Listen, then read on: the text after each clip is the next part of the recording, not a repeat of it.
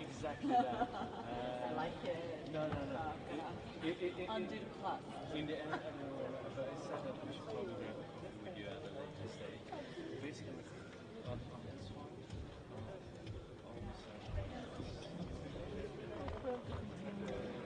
I suppose I wanted the conference next, so we'd come back because basically you haven't given us a counter first. So now it's up to you to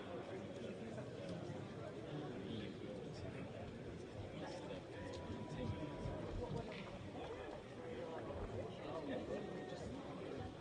I would say perhaps if we could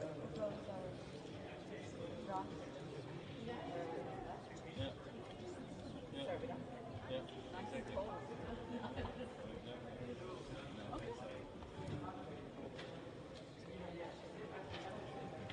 I'm gonna activate that. Yeah, she can speak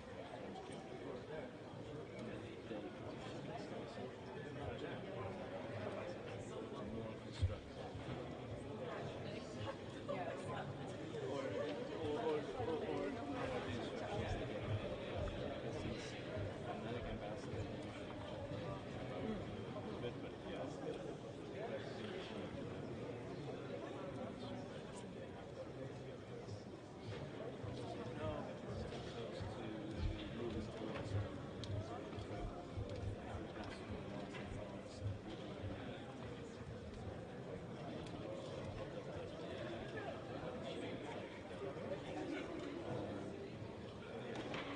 But I'll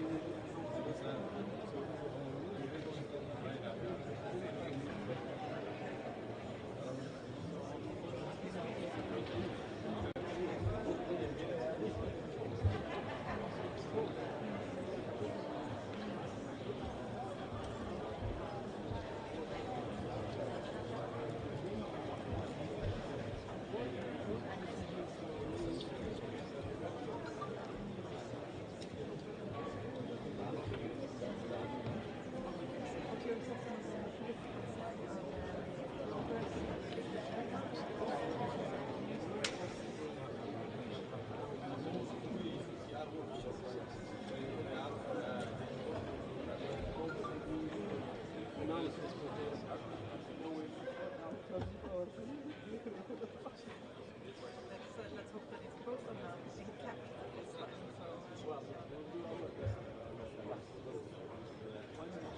كل الصحة شلونك؟ كل الصحة تمام؟ أهلا وسهلا كل الصحة شرفنا كيف التقينا واحد معونة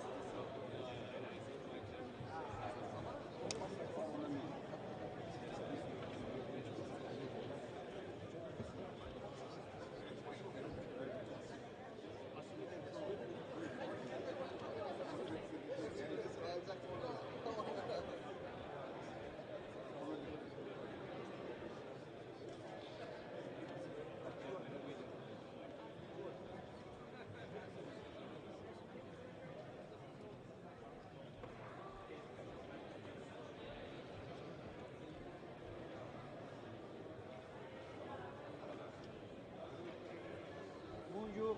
Bonjour, mon ami. Ça va?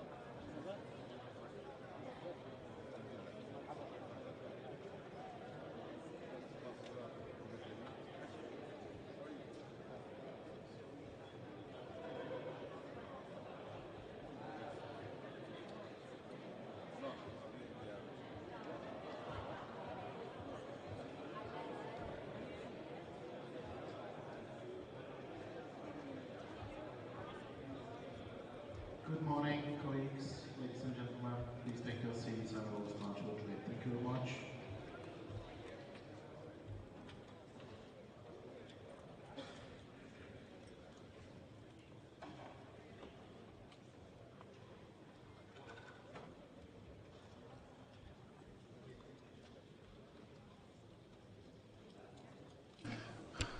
Excellencies, Deputy High Commissioner, colleagues, the first meeting of the 36th special session of the Human Rights Council is now open. Before we begin, let me go through the basic technical information.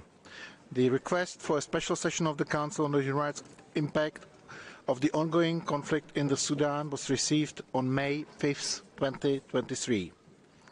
This request, submitted by the permanent representative of the United Kingdom of Great Britain and Northern Ireland, together with the United States of America, Norway and Germany, was supported by the following 19 members of the Council: Argentina, Belgium, Chile, Costa Rica, Czech Republic, Finland, France, Georgia, Germany, Kyrgyzstan, Lithuania, Luxembourg, Mexico, Montenegro, Paraguay, Romania, Ukraine, United Kingdom of Great Britain and Northern Ireland, and United States of America.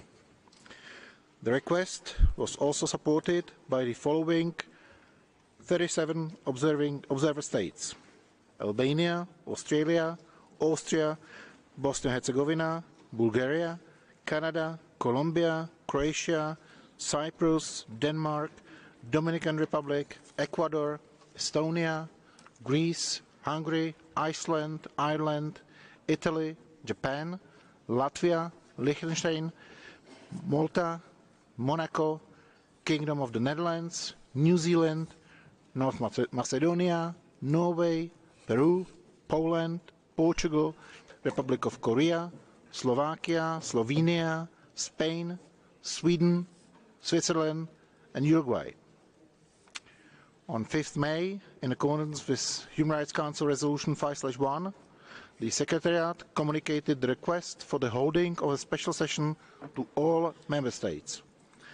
It also made the information available to the specialized agencies, other intergovernmental organizations, national human rights institutions, as well as to non-governmental organizations in consultative status with ECOSOC, in line with the Council's rules of procedure.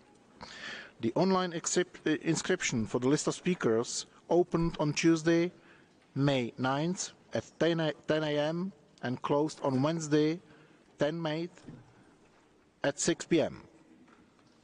The speaking time will be 2 minutes and 30 seconds for Council members and 1 minute and 30 seconds for observer states and other observers. As announced during the open-ended informative consultation yesterday, the Bureau had agreed on May 8th to propose to the Council for its approval extraordinary modalities for the 36th special session. The modalities were included in the annex to the minutes of the Bureau meeting circulated and published online on May 8th. They are similar to the modalities that were applied to the Council's 52nd regular session. I wish to reiterate that these modalities, if approved by this Council, would apply exclusively to this 36th special session and should not serve as a precedent. Now let me ask if there are any delegations wishing to take the floor at this time on the proposed extraordinary modalities.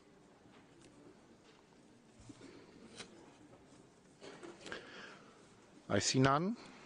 Can I take it that the Council agrees to the proposed modalities and those modalities will be applied during the 36th special session under the current circumstances? And since I see no objections, it is so decided. Excellencies, colleagues, please be reminded that you should respect the speaking time limits and speak at a reasonable pace in order to allow for good interpretation of your statements. I would also like to take this opportunity to ask everyone's support to ensure that the special session is carried out in an efficient and dignified manner. I kindly ask all delegates to adhere to language that is commensurate with dignity. I now have the honor to give the floor to Mr. Volker Türk, High Commissioner for Human Rights, to make a statement via video message.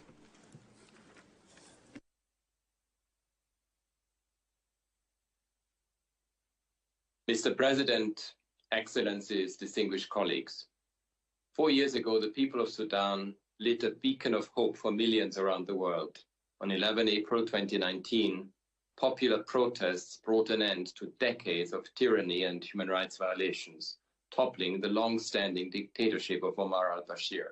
Women and young people were at the forefront, demanding good governance and a new social contract between the state and the people, based on democracy, freedom, justice, and a fair share of development. This inspiring movement was followed by significant reforms, but the hoped-for transition to full civilian rule and democracy was once again dashed in October 21, when General al-Burhan and General Dagalo jointly carried out a military coup. Last month, fighting exploded between the forces led by those same two men, plunging this much-suffering country into catastrophe. Since 15 April, at least 487 civilians have been killed, notably in Khartoum, Al-Janina, Niala, and El Obeid. The real figure is much higher. More than 154,000 people have fled the country, and an estimated 700,000 more have been displaced inside the borders of Sudan. Those who remain in areas affected by the conflict are at continued severe risk. In Khartoum, clashes between the two armed forces, shelling and airstrikes have taken place in heavily populated residential areas, and millions of people are now struggling to access food, fuel, and currency. In parts of Darfur, as well as the Blue Nile and Kordofan regions, the violence between military groups has triggered inter-ethnic clashes. In West Darfur, at least 100 people have been killed and thousands displaced by intercommunal violence between so-called Arab and Masalit groups allied respectively with the Rapid Support Forces and the Sudanese Armed Forces. The country's health system has been severely damaged, with at least 17 attacks against health facilities and several others occupied by military forces. People who have been wounded Women in childbirth or simply the severely ill have nowhere to go. Years of development efforts are being obliterated by damage to water, electricity, and communications infrastructure. Extensive and increasing looting of UN and international NGO offices, businesses, and private property have also obstructed the humanitarian operations that kept millions of people alive and in health. WFP projects that if the conflict continues, 2.5 million more people could become acutely food insecure within 3 to 6 months, bringing the total to 19 million people, more than half the population. Already some 50,000 acutely malnourished children have been cut off from receiving life-saving treatment, according to OCHA. I strongly condemn this wanton violence in which both sides have trampled international humanitarian law, notably the principles of distinction, proportionality, and precaution. The Sudanese military has launched attacks in densely occupied civilian areas, including airstrikes. Last week, one airstrike reportedly hit the vicinity of a hospital in the East Nile area of Khartoum, killing several civilians. The RSF, meanwhile, has allegedly taken over numerous buildings in Khartoum to use as operational bases, evicting residents and launching attacks from densely inhabited urban areas. These tactics place civilians at acute risk and prevent people from accessing critical supplies and assistance. We have also received several reports alleging sexual violence by uniformed men, as well as allegations of unlawful killings and enforced disappearances. Mr. President, 6 months ago, I visited Sudan. It was my first mission as UN High Commissioner for Human Rights. At that pivotal moment in the country's history, with talks underway to shape a transition to fully democratic civilian government, I expressed my solidarity with the people of Sudan, and I needed to bring a strong message. Accountability and human rights must be at the core of any future agreement. In the course of that visit, I met both General Al-Burhan and General Dagalo, among many others. I urged them and all those who were involved in the talks to focus on accountability for past human rights violations and on the common good. Today, immense damage has been done, destroying the hopes and rights of millions of people. It is essential that both parties urgently commit to an inclusive political process and to a negotiated peace. The ongoing talks in Jeddah, which focus on creating a ceasefire, need to be complemented by commitments to establish a humanitarian truce, to enable life-saving deliveries of aid, to allow for safe passage for civilians from areas of hostilities, and to protect humanitarian supplies from looting. It is also crucial that discussions expand to respecting international humanitarian law, protecting civilians, and bringing an end to human rights violations. To date, despite intense diplomatic efforts, notably by the African Union, the Intergovernmental Authority on Development, the League of Arab States, and the United Nations, the leaders of the SAF and RSF have not agreed to discuss ending their hostilities. We have been moved by the courage and resilience of the people of Sudan, their desire for change and their attachment to principles of justice and freedom. They and their country are pivotal to the future of Africa. At the point where the two Niles, blue and white, surge into one majestic river, it is impossible not to see how profoundly connected is the continent and how powerfully its resources could drive growth and peace for millions of people. I condemn the use of violence by individuals who have no regard for the lives and fundamental rights of millions of their own compatriots. All parties must protect the rights of civilians and comply with international humanitarian and human rights law. If there's one lesson to be drawn from this tragic crisis, it is the pressing need for all transitional arrangements to build on bedrock commitments to accountability, non-discrimination, and participation, so that peace can be sustainable and stable because it is just. Mr. President, the Human Rights Council has called this special session to express its urgent concern for the rights and lives of Sudan's people.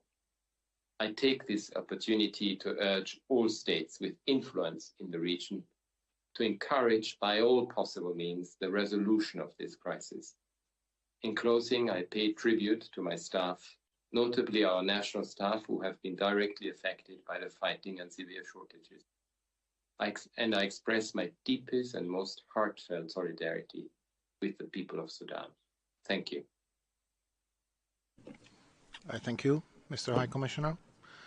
Now let me give the floor to Ms. Tanang Mofokeng, Chair of the Coordination Committee of Special Procedures, and she's going to join us via Zoom. Madam, you have the floor. Mr. President, distinguished delegates, I have the honor of addressing the Council today on behalf of the Coordination Committee of Special Procedures. We welcome the decision to convene a special session on the human rights impact on the ongoing conflict in Sudan. As shown by the joint statement issued this morning by several mandate holders, including myself, special procedures have followed the evolving situation in the country closely and expressed serious concerns about the plight of the Sudanese people.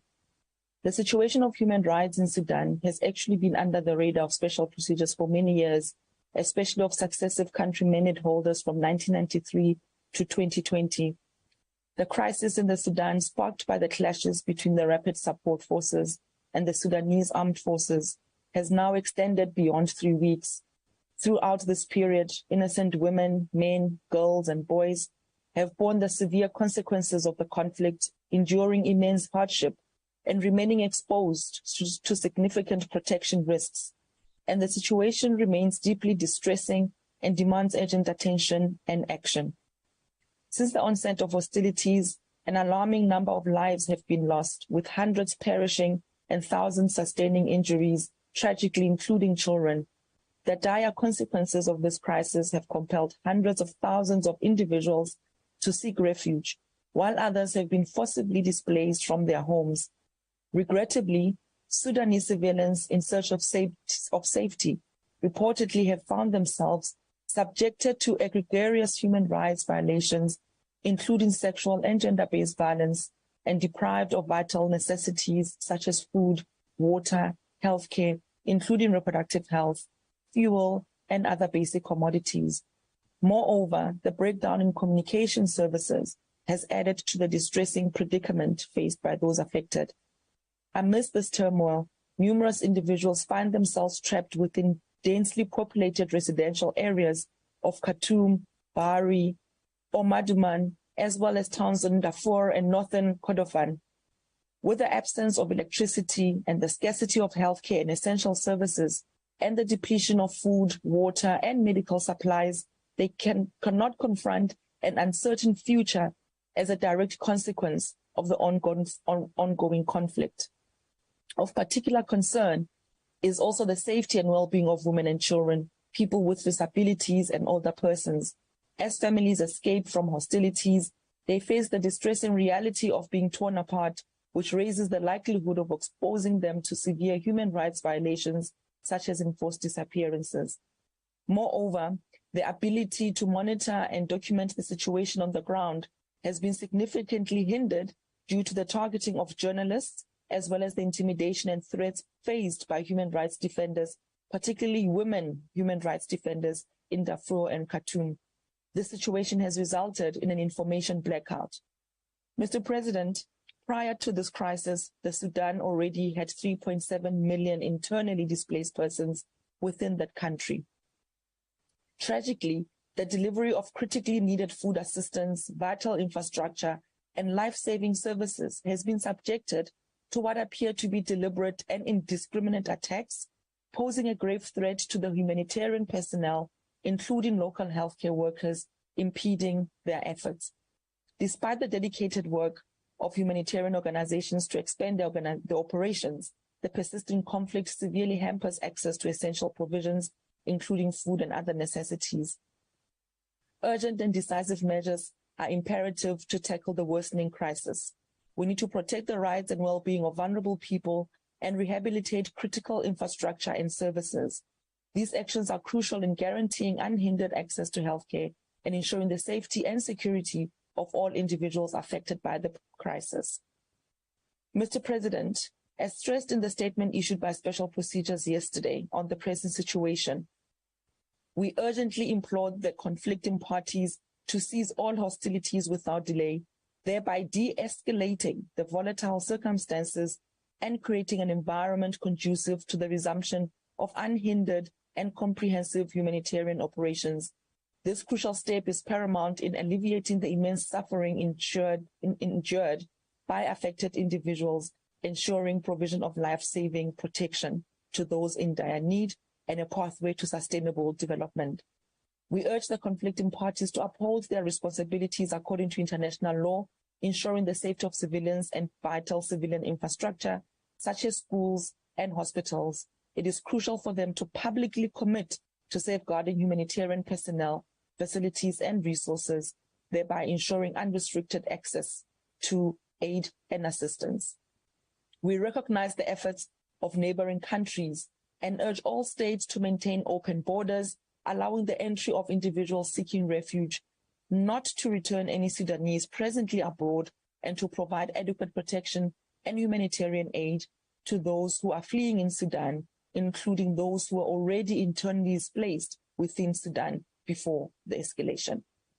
Additionally, we call all upon states to allocate resources to the neighboring countries, assisting them in accommodating the influx of people who are resulting from the Sudanese conflict. Finally, we urge the immediate initiation of independent and impartial investigations into the loss of civilian lives, injuries sustained by individuals, and cases of ill treatment and other gross human rights violations inflicted upon humanitarian personnel, healthcare workers, human rights defenders, journalists, as well as attacks on civilian infrastructure.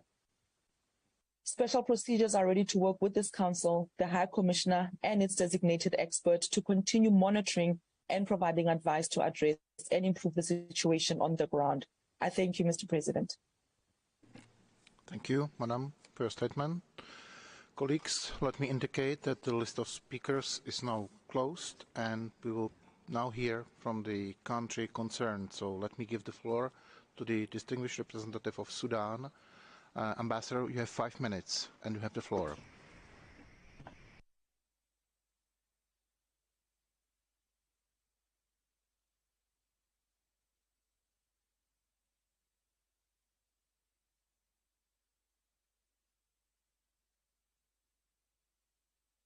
Microphone, please.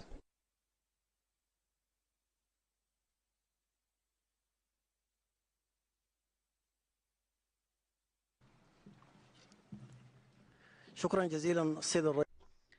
you, Mr. President.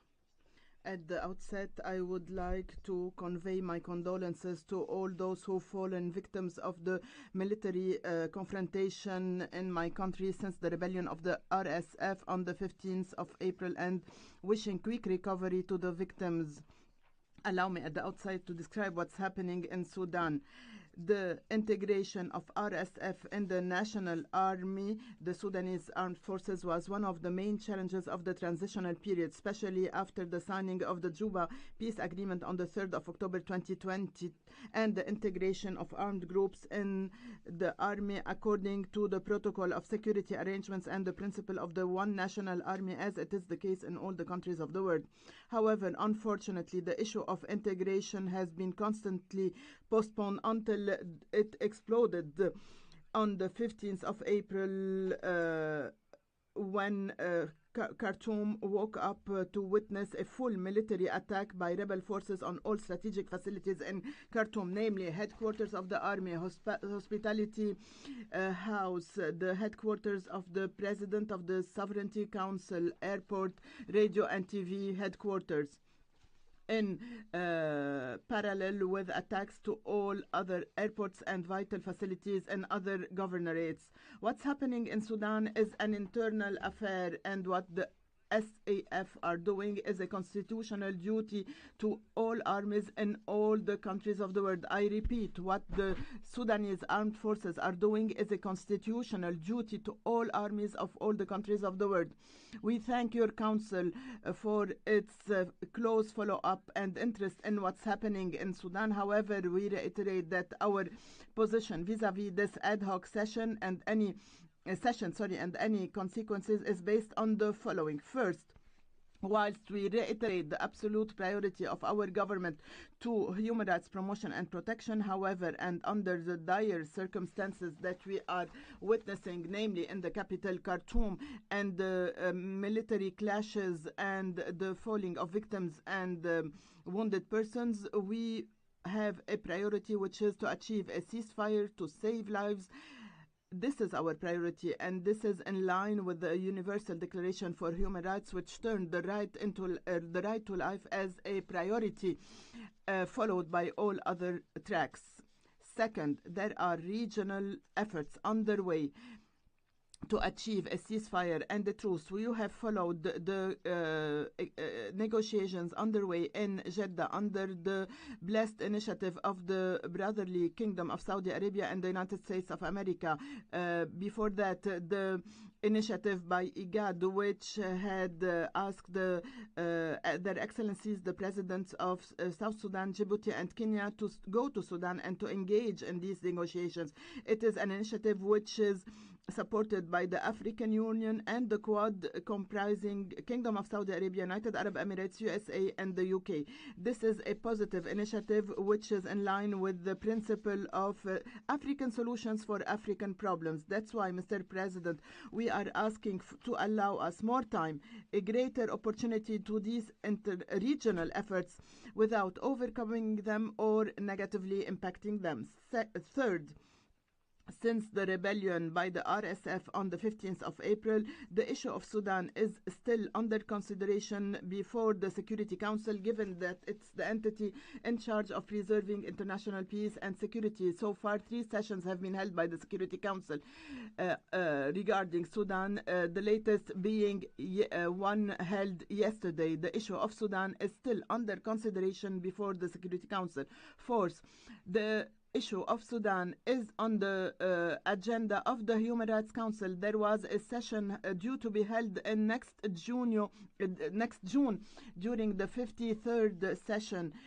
We have less than 3 weeks pending the holding of the upcoming session on Sudan. Why are you rushing to hold such an ad hoc session in this timing, especially that it has not received the support of any African or Arab countries, which are our groups of direct belonging? Mr. President, protecting and promoting human rights has always been and will always remain as part of the priorities of our government. This is a very important national agenda, not only prerequisites that are imposed on us to implement international human rights. Mr. President, regarding the human rights mechanisms that are present in Sudan, let me enumerate them. First of all, the OHCHR office established based on an agreement with the Sudanese government. 5 minutes. إلى الخبير المعين ووحدة حقوق الإنسان ضمن بعثة.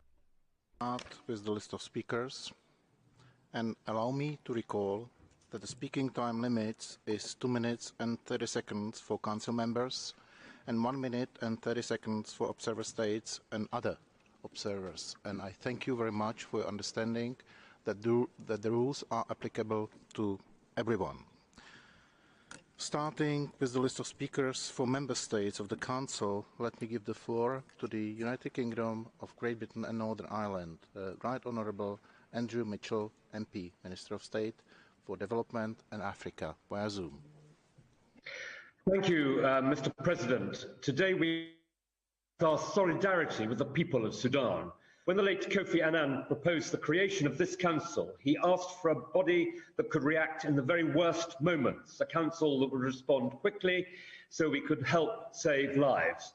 Since the 15th of April, Sudan has descended rapidly into crisis. Hundreds of civilians have been killed, thousands injured, humanitarian actors murdered.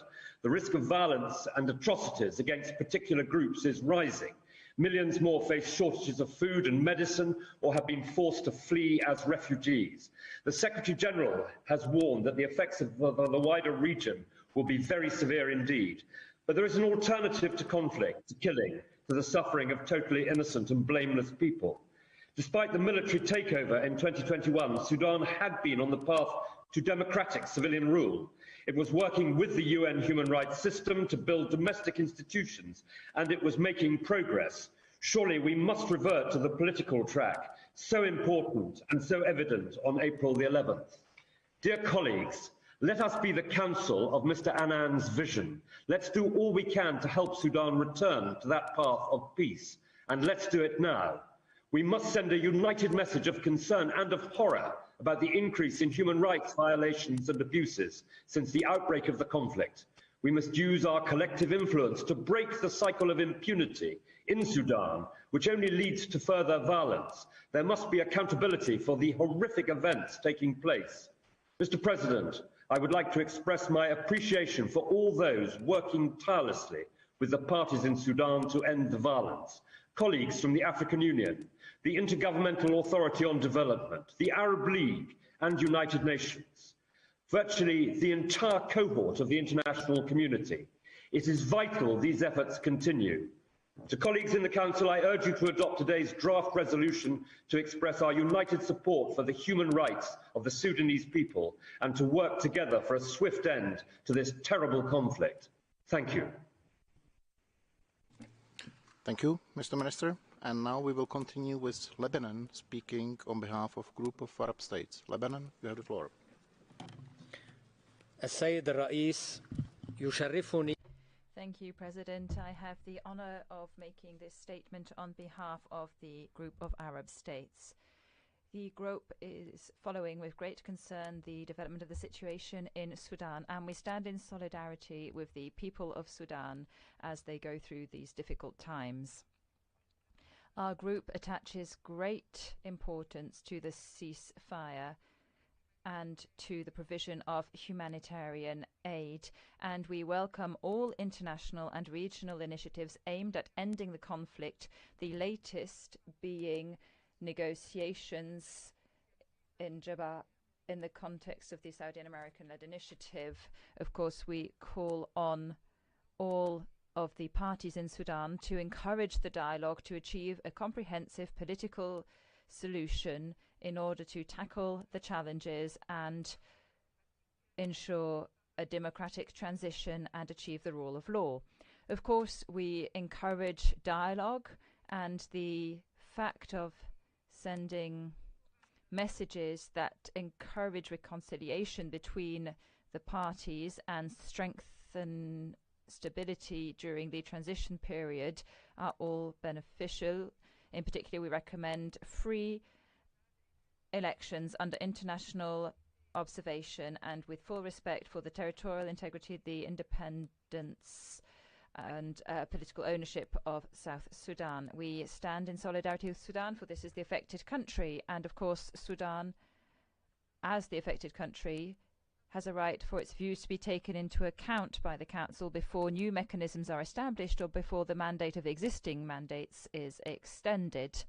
We regret that the draft resolution includes wording and issues which this Council has not had the time to debate yet and which would warrant an in-depth examination at greater time. We urge the Bureau of the Council to provide all necessary assistance to Sudan in order to help it along the way to ensuring respect for human rights. Thank you. Thank you. Sweden, on behalf of the European Union. Mr. President, the European Union is gravely concerned about the human rights situation in Sudan.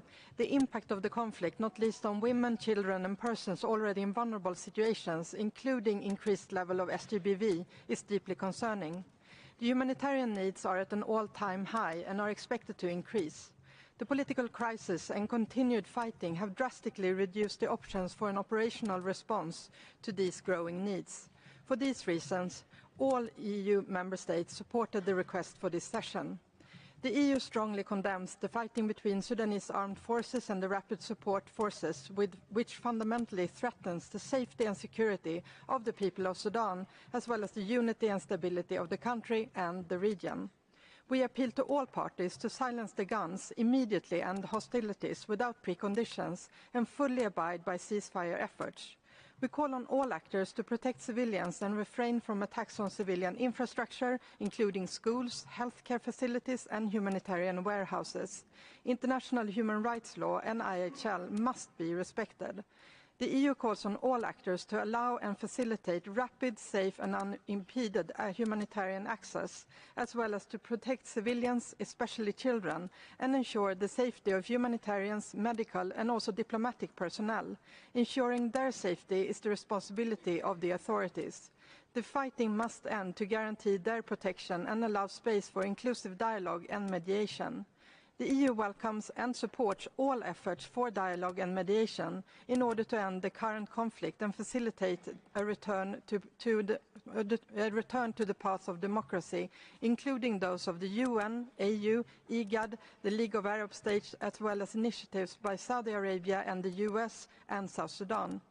All efforts must respect the aspirations of the people in Sudan for a peaceful, stable and democratic future with respect for human rights and the rule of law.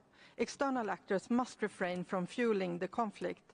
The EU fully supports the work of the OHCHR and the designated expert in Sudan. The EU reaffirms its steadfast support and solidarity with the people of Sudan who led the peaceful revolution in 2019 and whose aspirations remain critical even under such duress. I thank you. Thank you. And now let me invite Finland on behalf of a group of countries. Finland. Mr. President, I have the honor to deliver this statement on behalf of the Nordic and Baltic countries. We call on the Sudanese armed forces and the rapid support forces to immediately stop violence and hostilities, commit to a ceasefire and return to a peaceful dialogue with full respect for human rights law and international humanitarian law. We call on the parties to allow and facilitate immediate return to full and unimpeded humanitarian access and for civilians to move safely. As reporting on grave violations and abuses of human rights in Sudan is increasing, we underline the impact of the conflict on civilians, especially women, children, and persons in vulnerable situations, such as persons with disabilities. We are concerned over sexual and gender-based violence and the negative impacts on upholding sexual and reproductive health and rights. The neighboring countries of Sudan have taken on life-saving work in hosting the hundreds of thousands of persons who have left the country. The longer the conflict continues, the more detrimental its impacts will be on everyone, particularly children. According to Unicef, at least 190 children have been killed and more than 1,700 injured thus far. Furthermore, access to life-saving health services, including vaccination programs, as well as to water and sanitation services and to nutrition, is jeopardized. We urge all parties to the conflict to do their utmost to protect children. These children are the future of the country. Finally, we welcome the strengthening of the mandate of the designated expert and the OHCHR as proposed in the resolution. Accountability for violations and abuses of international human rights law and violations of international humanitarian law remains crucial. I thank you. Thank you. And now let me invite Oman, speaking on behalf of Gulf Cooperation Council. السيد الرئيس ألقي هذا البيان نيابة President, I am making this statement on behalf of the states of the Gulf Cooperation Council.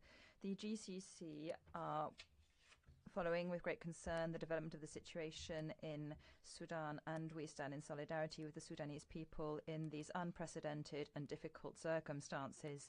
We call for calm and for restraint, and we call for dialogue and the voice of reason to prevail. We need a peaceful dialogue to ensure political stability and allow for economic recovery.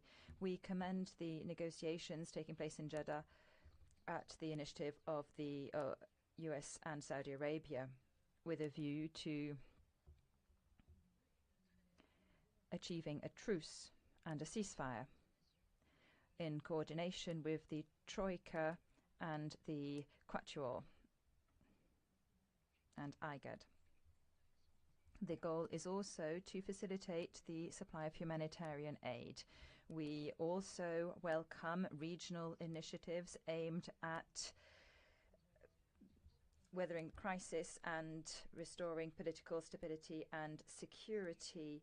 The countries of the GCC would like to reiterate how important it is to preserve the state's cohesiveness and that of its institutions and to respond to the aspirations of the Sudanese people. We call on the international community to encourage dialogue and political consensus between all stakeholders and to reinforce stability during the transition period. As regards the members of the Human Rights Council, we call on them to reaffirm and respect the sovereignty, territorial integrity and political independence of Sudan. Sudan should take political ownership of the process, and its consent is essential before any mechanisms, whatever they may be, are established. By way of conclusion, the GCC states will continue to support Sudan through humanitarian aid and relief operations and evacuation operations, and we welcome the swift humanitarian aid provided by other states and international organizations as well. We call for international efforts to be stepped up to continue medical and humanitarian assistance so as to meet the needs on the ground and ensure that the situation does not deteriorate any further. We also emphasize the importance of technical assistance provided by the Bureau of the High Commissioner's Office to promote human rights in the country. Thank you. And the next speaker on my list is Germany. You have the floor. Thank you, Mr. President. High Commissioner, Germany aligns itself to the EU statement. As we convene here in Geneva today, the human rights of the people of Sudan are violated. Innocent women, children and men are running out of water and food, are left without access to health care and are losing their lives. International humanitarian law is repeatedly broken, and I do thank the High Commissioner for his clear words in this room today. It is very clear. Human rights also apply in times of conflict, and international humanitarian law must be respected. This is why, together with the core group, we have called for this special session. The high number of states supporting today's session proves one thing. The international community is steadfast in its support of the people of Sudan and their struggle for freedom, peace and justice. We do support all initiatives to restore peace. Peace is urgently needed. But let me say one thing also very clearly. Lasting peace and the respect for human rights go hand in hand. The conflict is jeopardizing the safety and security of the Sudanese people, the stability of the country and the region. The humanitarian situation is appalling. There is a clear risk of further escalation of the conflict with even more grave impacts for civilians. And Germany therefore urges all sides to immediately cease fire, protect civilians and refrain from attacks on civilian infrastructure. Access for humanitarian help is urgently needed. In 2019, the people of Sudan stood up. They toppled a dictatorship and ever since have peacefully been fighting for a peaceful future for Sudan. Two generals are crushing this aspiration right now, and Germany urges to step back from the brink and set Sudan back on tracks towards a civilian-led democratic government. Germany therefore supports the efforts of the UN, the African Union, IGAD, as well as the US-Saudi initiative for dialogue and mediation in pursuit of a return for a civilian-led transition, peace and stability. Today is the moment for us here in Geneva to act. The resolution is a call for peace, for human rights. Let us join hands together and vote in favor of peace of this resolution. We owe it to the people of Sudan. Thank you very much. And let me invite Ukraine. Thank you, Mr. President. Ukraine is deeply concerned with the developments in the Sudan in the wake of a serious outbreak of conflict, which has already left hundreds of civilians dead and thousands wounded. The escalation of violence across the country since 15 April has aggravated the already hazardous humanitarian situation. According to OCHA, humanitarian needs have reached record levels. The continuous attacks on medical and humanitarian facilities and staff have endangered humanitarian operations. Dozens of settlements have been destroyed, and thousands of people have been internally and externally displaced. Access to health care continues to be severely impacted by the conflict.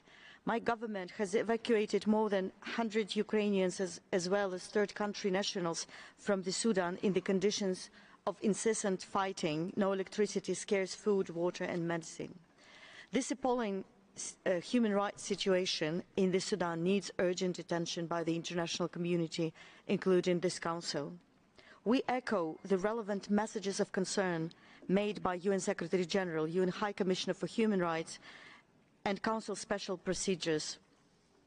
The parties must implement an immediate ceasefire and allow the humanitarian access without preconditions.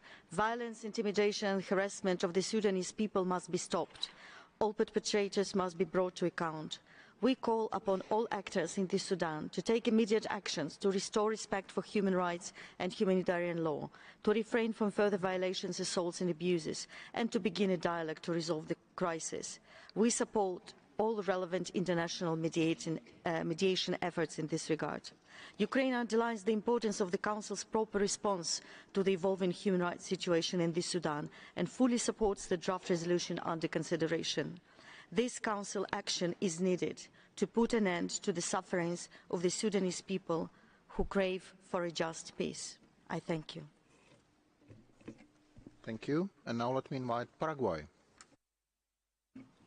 Gracias. Thank you, President. First of all, we would like to express our condolences in light of the situation and the 500 deaths that have occurred in recent days. We would also like to express our concern at the deterioration of the human rights situation in Sudan. Once again, it is the civilian population that is bearing the brunt, especially in light of the indiscriminate use of explosive weapons in urban areas that have cost the lives of civilians and damaged infrastructure and left millions without access to essential goods and services.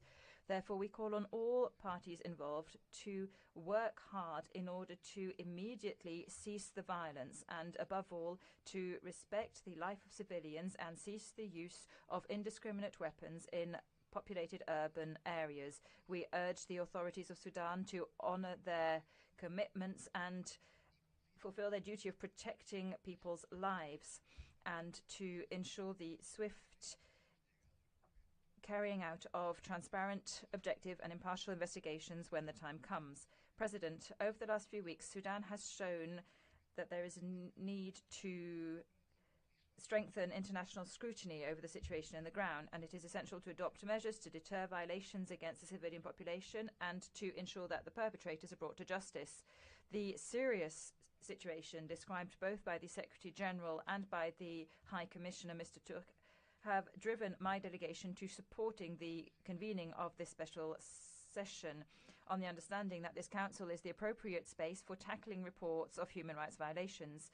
We believe that the African Union also has a role to play in this difficult situation and that other UN agencies will also do the job that falls to them, such as the Security Council. We must ensure that there are concrete responses that are provided to help the victims of human rights violations who continue to wait for a response from the international community. Finally, President, Paraguay is confident that the mechanisms established by the universal human rights system has the necessary tools for achieving the goals for which we states agreed to establish this Human Rights Council. Thank you very much. Thank you. And now I would like to invite Argentina. Gracias, Presidente.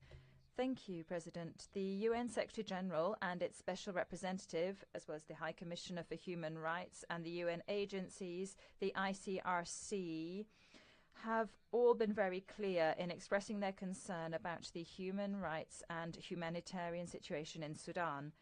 They report attacks by the warring parties against civilians and civil infrastructure, including schools and hospitals. This has led to desperate shortages of food, water, electricity, fuel, and limited access to medical care. Against this backdrop, we are concerned by the thousands of wounded and hundreds of dead, the increase in the levels of sexual and gender-based violence, restrictions imposed by the warring parties on humanitarian aid, and attacks against humanitarian workers. We are also concerned by the attacks against installations and members of international organizations, as well as civil society organizations and the diplomatic community. Such violence must cease immediately, and we urge all parties to the conflict to fully respect human rights and international humanitarian law, and to allow immediate and unhindered access for humanitarian aid and to protect civilians. Sudan, as a member of the Human Rights Council, has the obligation to maintain the highest standards of promotion and protection for human rights. We urge the government of Sudan to continue and strengthen its cooperation with the human rights expert in Sudan, with the African Union, with the Intergovernmental Authority for Development, the African Commission on Human Rights and the Rights of Peoples, and the League of Arab States, as well as the special procedures of the Human Rights Councils and all UN treaty bodies. We urge the parties to the conflict to immediately cease hostilities, to abide by a ceasefire, and to return to the process of transitioning to a civilian-led government. It is vital to contribute to ensuring that this council has all the requisite elements for providing assistance to Sudan and helping Sudan to comply with its international humanitarian and human rights obligations, which is one of the key goals of this session. Thank you. Thank you, Excellency. Now let me invite Cameroon. Merci, Monsieur le Président. Thank you, President. Cameroon is deeply concerned by the current crisis situation in Sudan. My country is distressed by the unspeakable suffering of the people of Sudan as a result of this renewed tension. My country calls for an immediate ceasefire and a peaceful resolution of the crisis. We call on the belligerents to create conditions for humanitarian assistance to be properly deployed in the country in order to help those who are suffering and in distress. Cameroon also welcomes the willingness of the Sudanese authorities in power to engage in dialogue and cooperation with the UN human rights mechanisms. We encourage them to persevere in this way in order to definitively restore peace and coexistence in the interests of Sudan's development. Furthermore, my country commends all initiatives aimed at bringing peace to Sudan, particularly within the United Nations and regional initiatives led by IGAD under the auspices of the African Union, the Arab League, and many others. In this regard, Cameroon welcomes the action of the Office of the United Nations High Commissioner for Human Rights, its interest and its strong involvement aimed at protecting people and preventing human rights violations. However, my country believes that in its human rights promotion dimension, the OHCHR should place emphasis on strengthening the rule of law and promoting democracy, because the resurgence of crisis reflects a democratic deficit.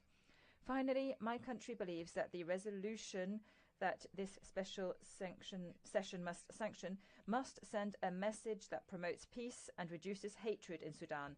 It must therefore be balanced and consensual and take into account the expectations and hopes of the population, which is the main target of all the human rights violations going on. Thank you. Morocco. شكرا سيد رئيس. بادئ بدء يتم في المملكة المغربية. Thank you, Mr. President. At the outset, we commend the efforts by the Brotherly Republic of Sudan in dealing in a serious and fruitful interaction with the OHCHR, Human Rights Council, and special procedures. We also support our solidarity in absolute terms with the Sudanese people, and whilst we regret the tragic situation in this brotherly country,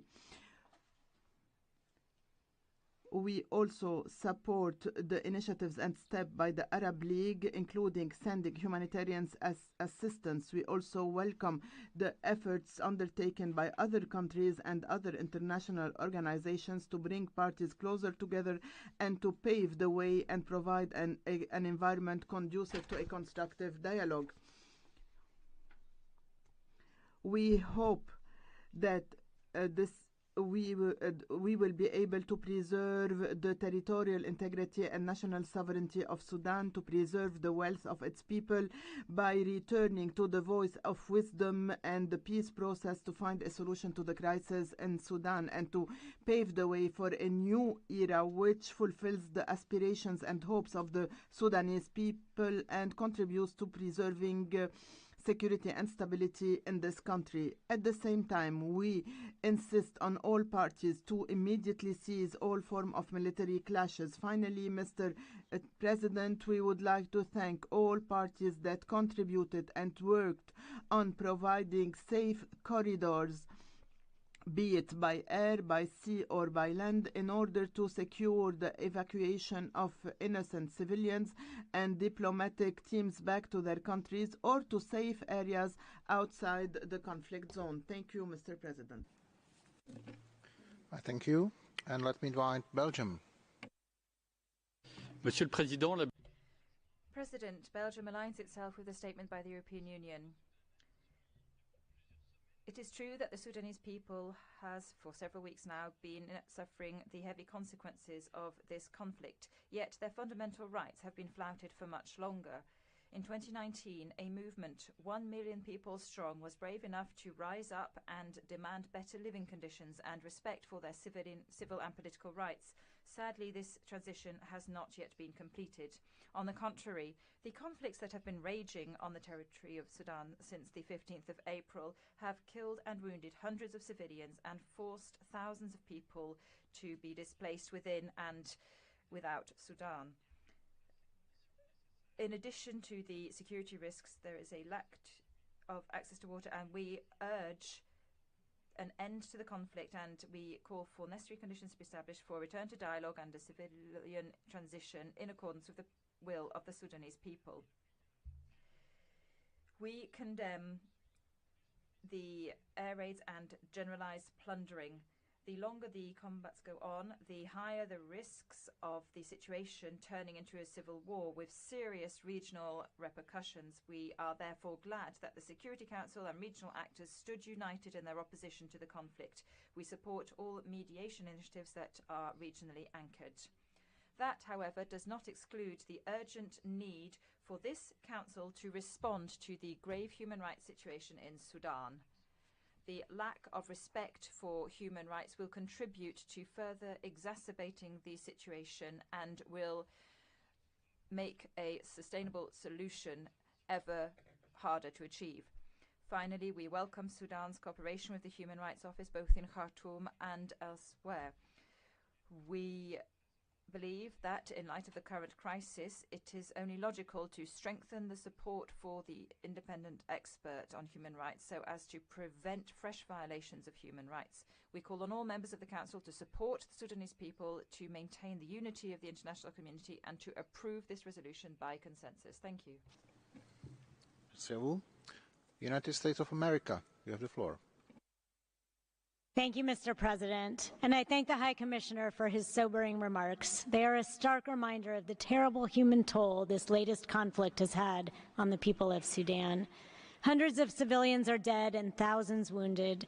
Countless more have been suffering for weeks, unable to leave their homes for food, water, fuel, medicine, treatment, or to check on loved ones. They live in constant fear, fear of the next bomb dropped, the next bullet fired, the next knock at the door. To the people of Sudan, I say we stand with you and for you. We will not give up on you, nor will we turn away. We cannot let the people of Sudan lose hope. It was this hope that inspired us in 2019 when the people rose to reclaim the destiny of Sudan after decades of misrule. The people of Sudan deserve better. It is our responsibility to listen, to amplify their voices, and to push for peace. At the same time, we must demand full respect for international human rights law and international humanitarian law, and that parties to the conflict respect and protect civilians, including humanitarian personnel. We certainly should all agree that any attack or threat against humanitarian and health workers is unacceptable.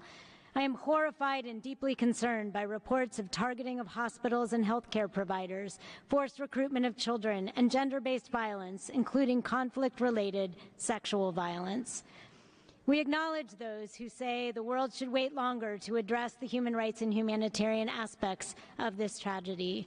However, the U.S. is of the clear view that negotiations to establish a ceasefire and get desperately needed humanitarian assistance flowing to the people of Sudan can and must occur at the same time that our Council fulfills its role and mandate in addressing the dire human rights situation. In fact, this is the moment to send a clear message to the parties of the conflict that the world is watching and expects them to deliver for the people of Sudan. Parties to the conflict need to ensure safe humanitarian access and the protection of civilians, and here at the HRC we have a duty to help make that more likely. I would like to ask the panel, what can be done to strengthen protection of civilians to include members of all vulnerable groups? I thank you. Thank you. La France, vous avez la parole. Merci, Monsieur le Président. Thank you very much, President. France aligns itself with the statement by the European Union, and we thank the High Commissioner and the President of the Coordinating Committee for their clear-sighted presentations of the situation and their calls for urgent action. We would like to express our deep concern about the conflict in Sudan, and we are concerned by the increasing number of civilian victims. We condemn the indiscriminate attacks and violations against civilians and humanitarian personnel and UN staff members. The deliberate targeting of civilian infrastructure such as hospitals is unacceptable. This situation creates great displacement of populations within Sudan and towards neighbouring countries, and thousands of civilians see their rights to fundamental services violated and trampled. Access to humanitarian aid must be immediate and unhindered. We call on the Sudanese forces to not take part in the fighting. We commend the efforts by the United Nations, the African Union and several countries in the region, including South Sudan and Saudi Arabia, as well as IGAD, the Arab League and the United States. Efforts all aimed at achieving a ceasefire and an end to the hostilities. Only dialogue can ensure respect for a permanent ceasefire and inclusive political negotiations so as to find a way out of the crisis. President, the holding of this extraordinary session is a clear signal from the international community. Respect for human rights and fundamental freedoms and the protection of civilians, the return towards lasting peace, all go hand in hand. In this context, we call for the protection of journalists and human rights defenders to be respected. The peace building must rest on an impartial and transparent judicial process, and the perpetrators of abuses must be held to account. This is essential to avoid a repetition of cycles of violence and to respond to the needs of justice of the victims. That is why we co-sponsor this resolution, which seeks to strengthen the documentation of the abuses that are being committed, and we also call for the 2019 processes to be pursued so as to re-establish democracy.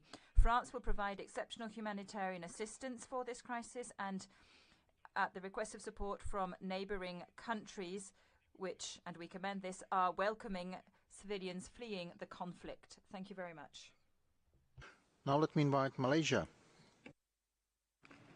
Mr. President, Malaysia is following closely the situation in Sudan.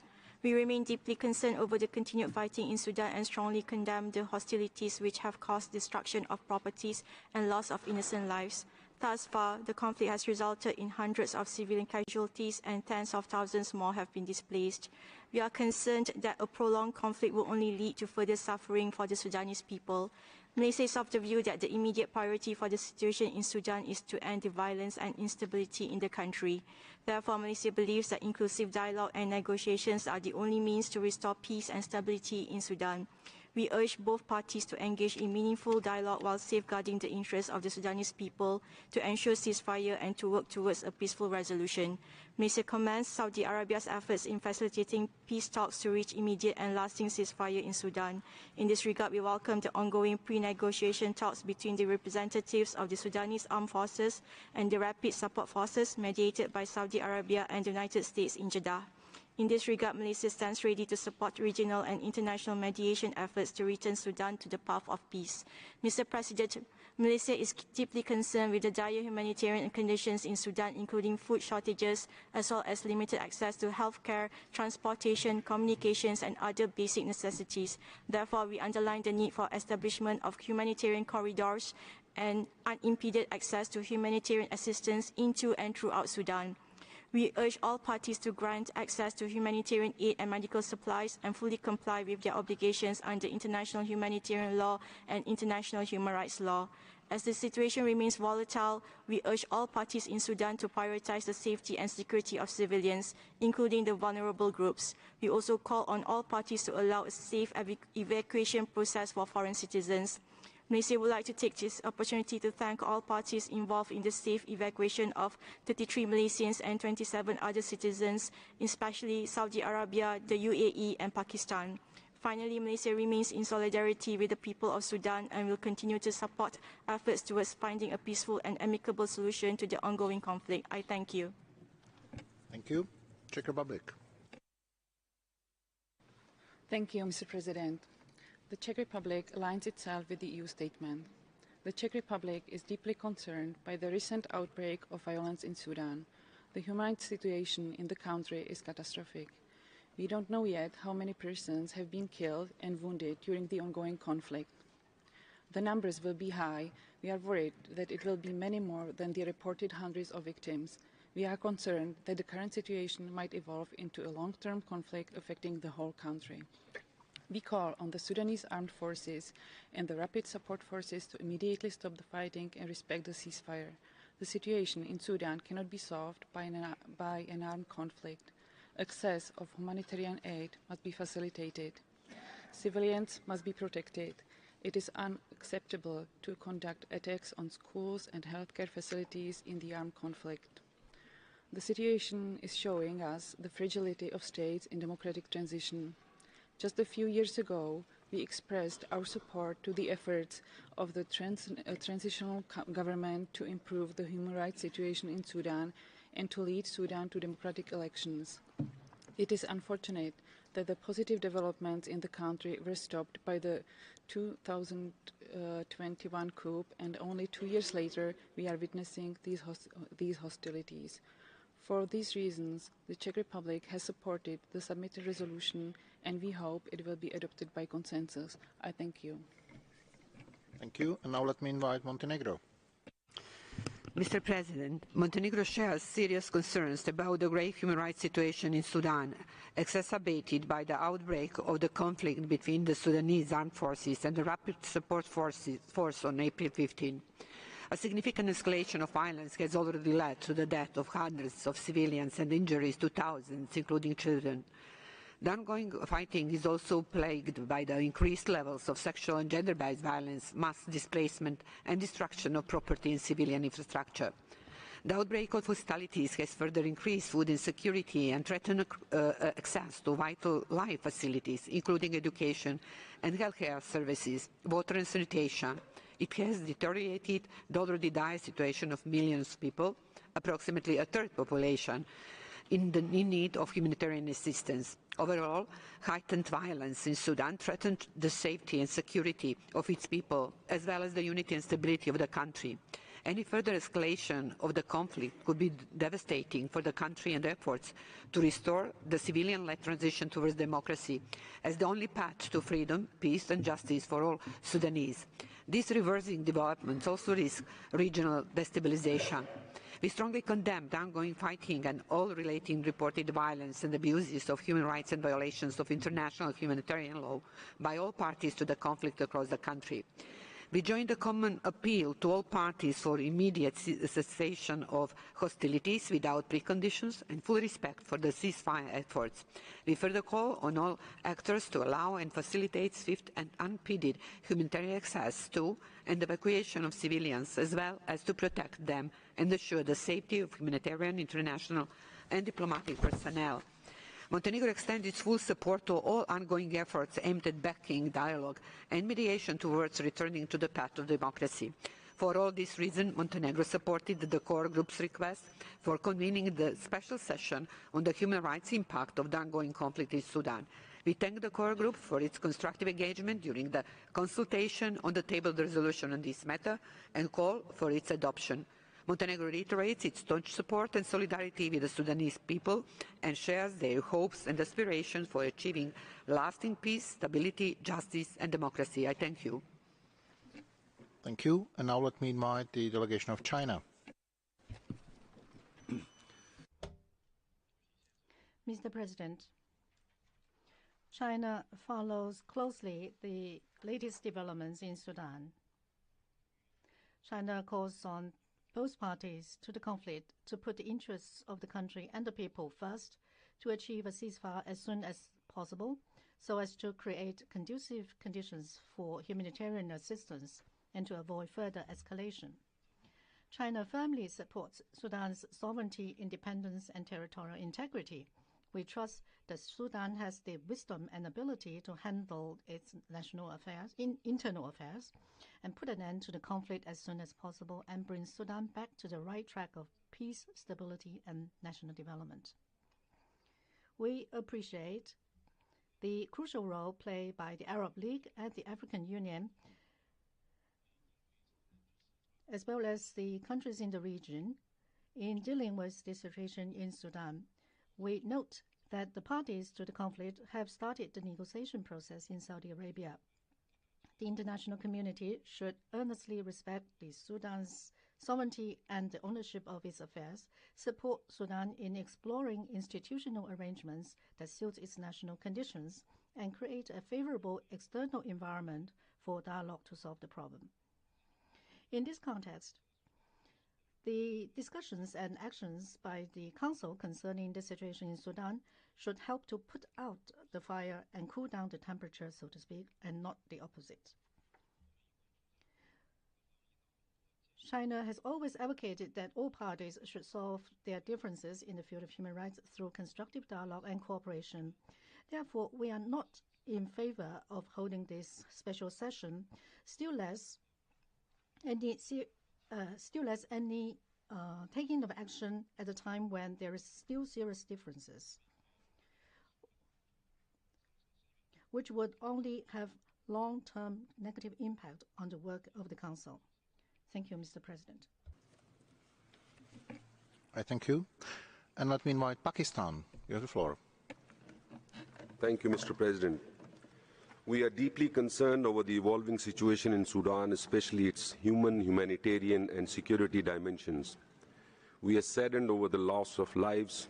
Our thoughts and solidarity are with the brotherly people of Sudan affected by the ongoing conflict. We reaffirm support for the sovereignty and territorial integrity of Sudan, and we fully support all mediation efforts, including by the African Union, League of Arab States, the Quartet, and IGAD. We hope the recent meeting in Jeddah, facilitated by Saudi Arabia, lays the foundation for a durable peace. Mr. President, holding of a special session of the Council, in our view, does not stand up to the broad markers identified in the IB package. We raise this point in terms of principles of objectivity, dialogue, and cooperation. This session is also in contradiction to working culture envisaged in HRC Resolution 5/1, such as exercising restraint in proliferation of mandates and avoiding unnecessary duplication of work. In our view, the UN Security Council is already seized of the peace and security dimension of the situation. It has issued a PRST, and despite it being vested with the mandate and tools, it has exercised prudence by deferring consideration of the situation till next month. At this stage, mediation efforts must be given primacy to secure ceasefire and facilitate humanitarian assistance. We share concerns over the human rights impacts of the conflict in Sudan. These impacts can, however, best be mitigated when the ongoing conflict is managed first. Sudan has demonstrated consistent cooperation and engagement with the Council, OHCHR, and human rights experts, including the existing mechanism. Mounting another resolution with novel but unrealistic proposals is deemed unhelpful. After all, many of the asks are hard to be achieved given the security situation on the ground and the inherent limitations of this Council. In any case, the human rights expert on Sudan is set to present his report, followed by an interactive dialogue in a few weeks. The call for today's special session and its outcomes, which lack the consent of country concerned, on a matter which sequentially falls within the mandate of UN Security Council, risks further exacerbating the situation in Sudan. We call for introspection and to work with the country concerned to promote the shared cause of a peaceful Sudan where human rights are fully respected by all. I thank you. And now let me invite Chile. Gracias. Thank you, President. Chile would like to express its grave concern in light of the dramatic deterioration of the human rights situation in Sudan over the last month since the beginning of the armed conflict between the Rapid Support Forces and the Sudanese armed forces on the 15th of April.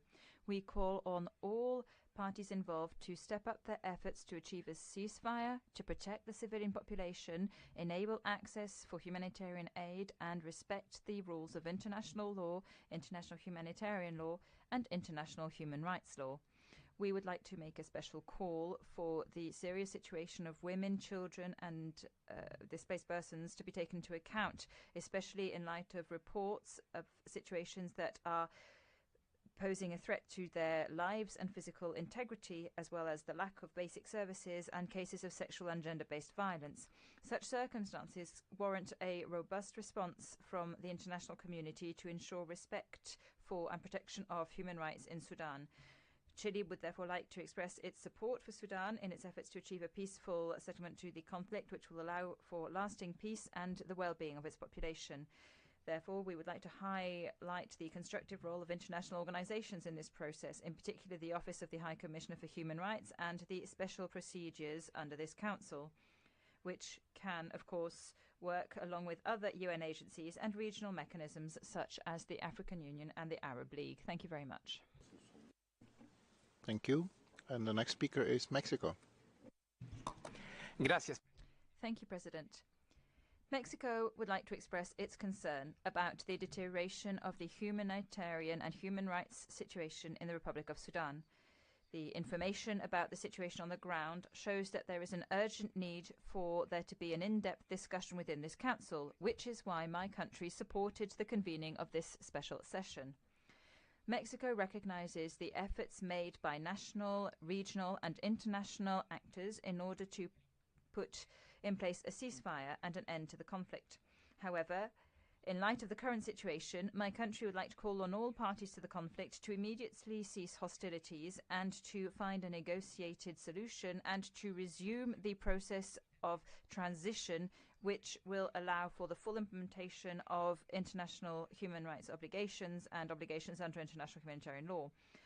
Sustainable peace, as well as safeguarding human rights, in particular for vulnerable groups, must be the priority. In light of the information received about the human rights situation in the Republic of Sudan, we have carefully analysed the resolution which is being presented today. We are glad that a progressive approach of existing mechanisms has been adopted. This is something that my country has repeatedly called for within this council. That said, my country would like to highlight that the emergency of the humanitarian situation or human rights situation in a given country or region should not mean this council must adopt resolutions that leave aside the establishment of a constructive dialogue with the state concerned, including elements such as its concerns or priorities.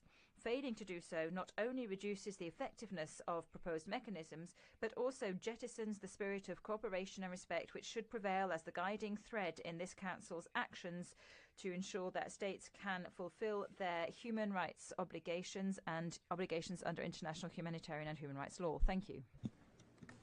Thank you. And the next speaker on my list is India. Thank you, Mr. President. India has long-standing friendly relations with Sudan and its people. Over the years, India has emerged as a development partner of Sudan and has assisted Sudan in implementing several projects through grants and concessional lines of credit, doing capacity building and providing humanitarian assistance. We are closely monitoring the complex and evolving security situation in Sudan. We are concerned over the loss of civilian lives, injuries, and destruction. The conflict has also negatively affected the enjoyment of human rights by people of Sudan. We have been coordinating closely with various partners for the safe movement of those Indians who were impacted by the conflict and wanted to be evacuated. And we have been able to safely evacuate about 4,000 Indian nationals, as well as nationals of other countries from Sudan in coordination with our partners. India has been consistently underscoring the importance of mutual trust, engagement, dialogue, and reconciliation to resolve the conflict in Sudan. We have urged all sides to exercise restraint and work together to build trust and confidence, which would pave the way for dialogue and transition towards a civilian-led government. Peace and stability in Sudan is of utmost importance for India, for the entire African continent, and for the world. Mr. President, India hopes to see Sudan emerge as a prosperous, peaceful, and stable country. And towards that objective, we will continue to support Sudan and its people. We remain confident that the people of Sudan will overcome the current challenges and make progress towards securing a stable and prosperous future. I thank you, Mr. President. I thank you. And now let me invite Senegal.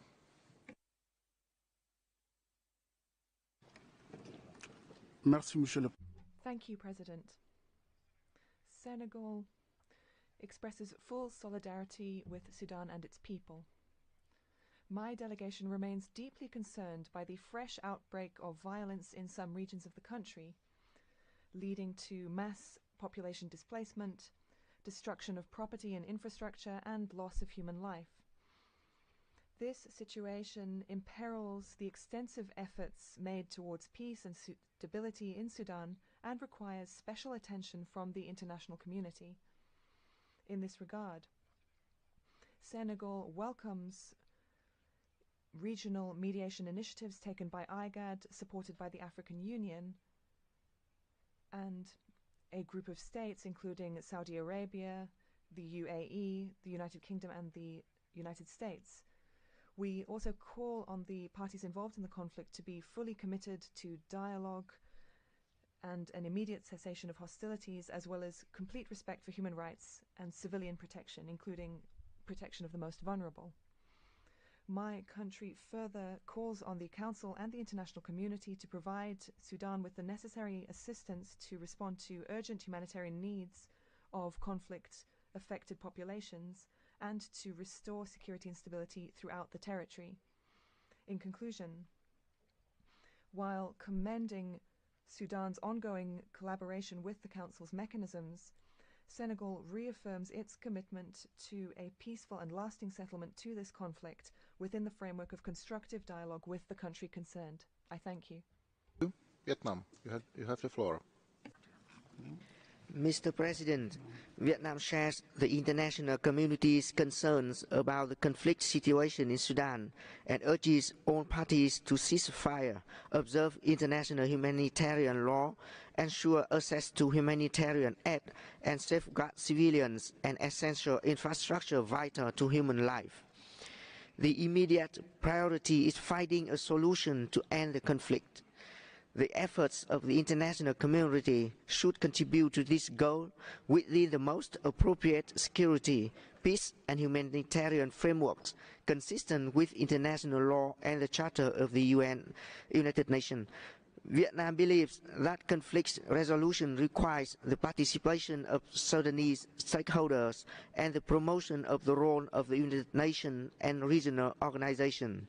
An armed conflict related to international peace and security should be discussed in an appropriate mechanism. We reiterate our consistent position that Vietnam does not support country-specific resolutions that lack the consent of the concerned country and opposes the politicization of human rights issues as a tool to interfere in the internal affairs of country, which is inconsistent with international law and the principles set forth in the UN Charter. Vietnam strongly believes that the optimal way to promote and protect human rights is through genuine dialogue and cooperation. I thank you, Mr. President. Thank you. And we continue with Costa Rica. Gracias. Thank you, President. Costa Rica is deeply concerned by the swift deterioration of the situation of human rights in Sudan. My country, true to and consistent with its commitments as a member of this Council, would like to reiterate its principled position, which is that human rights are universal, indivisible and interdependent, and that no country, region or situation is above the scrutiny of the Human Rights Council. Therefore, we have, since the beginning, supported the convening of this special session, which is in keeping with the mandate of this UN specialised body. The conflict in Sudan has resulted in multiple challenges for human rights, including violations of the right to life and freedom and safety of persons, as well as the right to education, access to water and sanitation, to healthcare and basic needs, and the right to labour, amongst others. The hostilities have exacerbated the human rights crisis of the internally displaced persons and refugees, affecting also neighbouring countries. Women and children are particularly vulnerable to sexual and gender-based violence during armed conflicts. In this case, there have been reports of rape and children recruited by the armed forces and used as child soldiers. In light of the gravity of the situation on the ground, the Human Rights Council has the unavoidable responsibility of responding to these multiple challenges, amongst other things, ensuring appropriate accountability for human rights violations committed during the conflict by all parties. Impunity perpetuates the cycle of violence and makes it more difficult for victims to obtain justice and reparation, and it prevents the people of Sudan from moving towards reconciliation and lasting peace. Costa Rica calls on all parties to immediately cease all hostilities, to respect their international human rights obligations and international humanitarian law, and to cooperate with this Council, with the ICC, the efforts of the international community, regional organisations and civil society, in order to ensure accountability, human rights and the rule of law. Thank you. Thank you. And we continue with Luxembourg. Merci, Monsieur le Président. Thank you, President. Luxembourg aligns itself with the statement of the European Union and welcomes the convening of this special session. We express our full solidarity with the people of Sudan, who have been paying a heavy price since the 15th of April, when clashes broke out between the armed forces of General al-Burhan and the RSF, led by General Dagalo. The disregard of the warring sides for the security of civilians and for IHL is flagrant. This disregard is the direct consequence of many years of impunity. As noted by the High Commissioner, the current fighting is a result of a personal tussle for power between the two generals who dismiss the legitimate democratic aspirations of the population. This council met for a special session in November 2021 to address the military coup d'etat carried out by these same two men the previous month. At the time, they had the shared goal of putting an end to the democratic transition that had followed a peaceful and popular revolution in Sudan. The humanitarian situation in the country is devastating, with hundreds of thousands of displaced and hundreds of civilians killed. My delegation joins others in demanding that the parties to the conflict fully respect their obligations under international human rights law and international humanitarian law, especially when it comes to protection of civilians.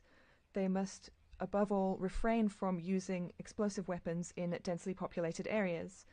The parties to the conflict must allow for unfettered access of humanitarian aid.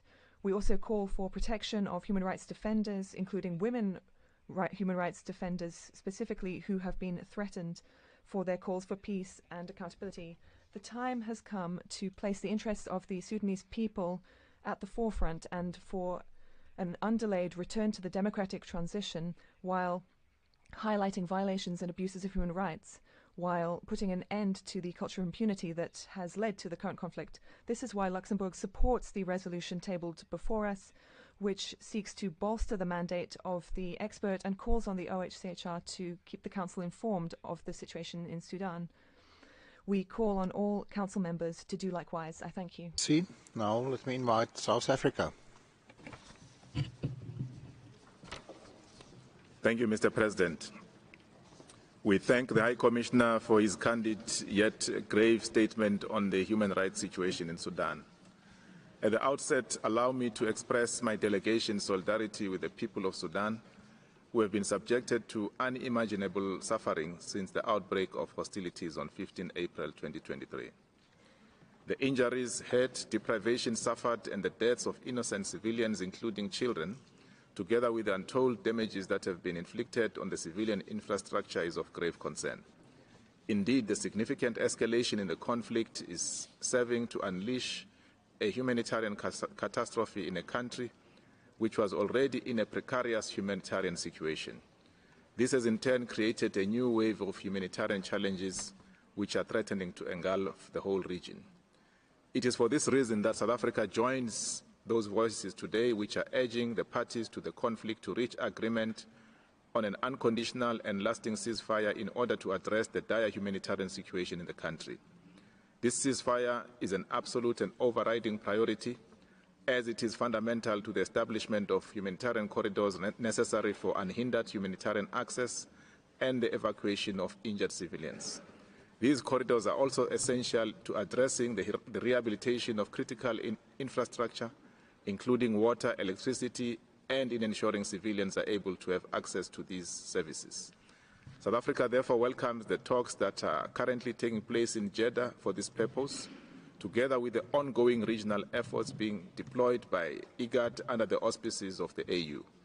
These efforts will no doubt go a long way in securing the resumption of the political process through dialogue and negotiations towards the establishment of an inclusive, democratic, transitional civilian-led government which the people of Sudan have long yearned for. These regional efforts also underscore the importance of the application of the principle of complementarity and subsidiarity in ensuring that those who are directly affected by the conflict take the lead in determining its resolution. In this regard, it is important that the initiative that we undertake at the Council today serve to bolster the regional efforts to restore peace in Sudan, to resolve the conflict, as well as to stabilize the situation and silence the guns in the country. Even at this late hour, we urge this Council to speak with one voice on the situation and now let me invite Kyrgyzstan.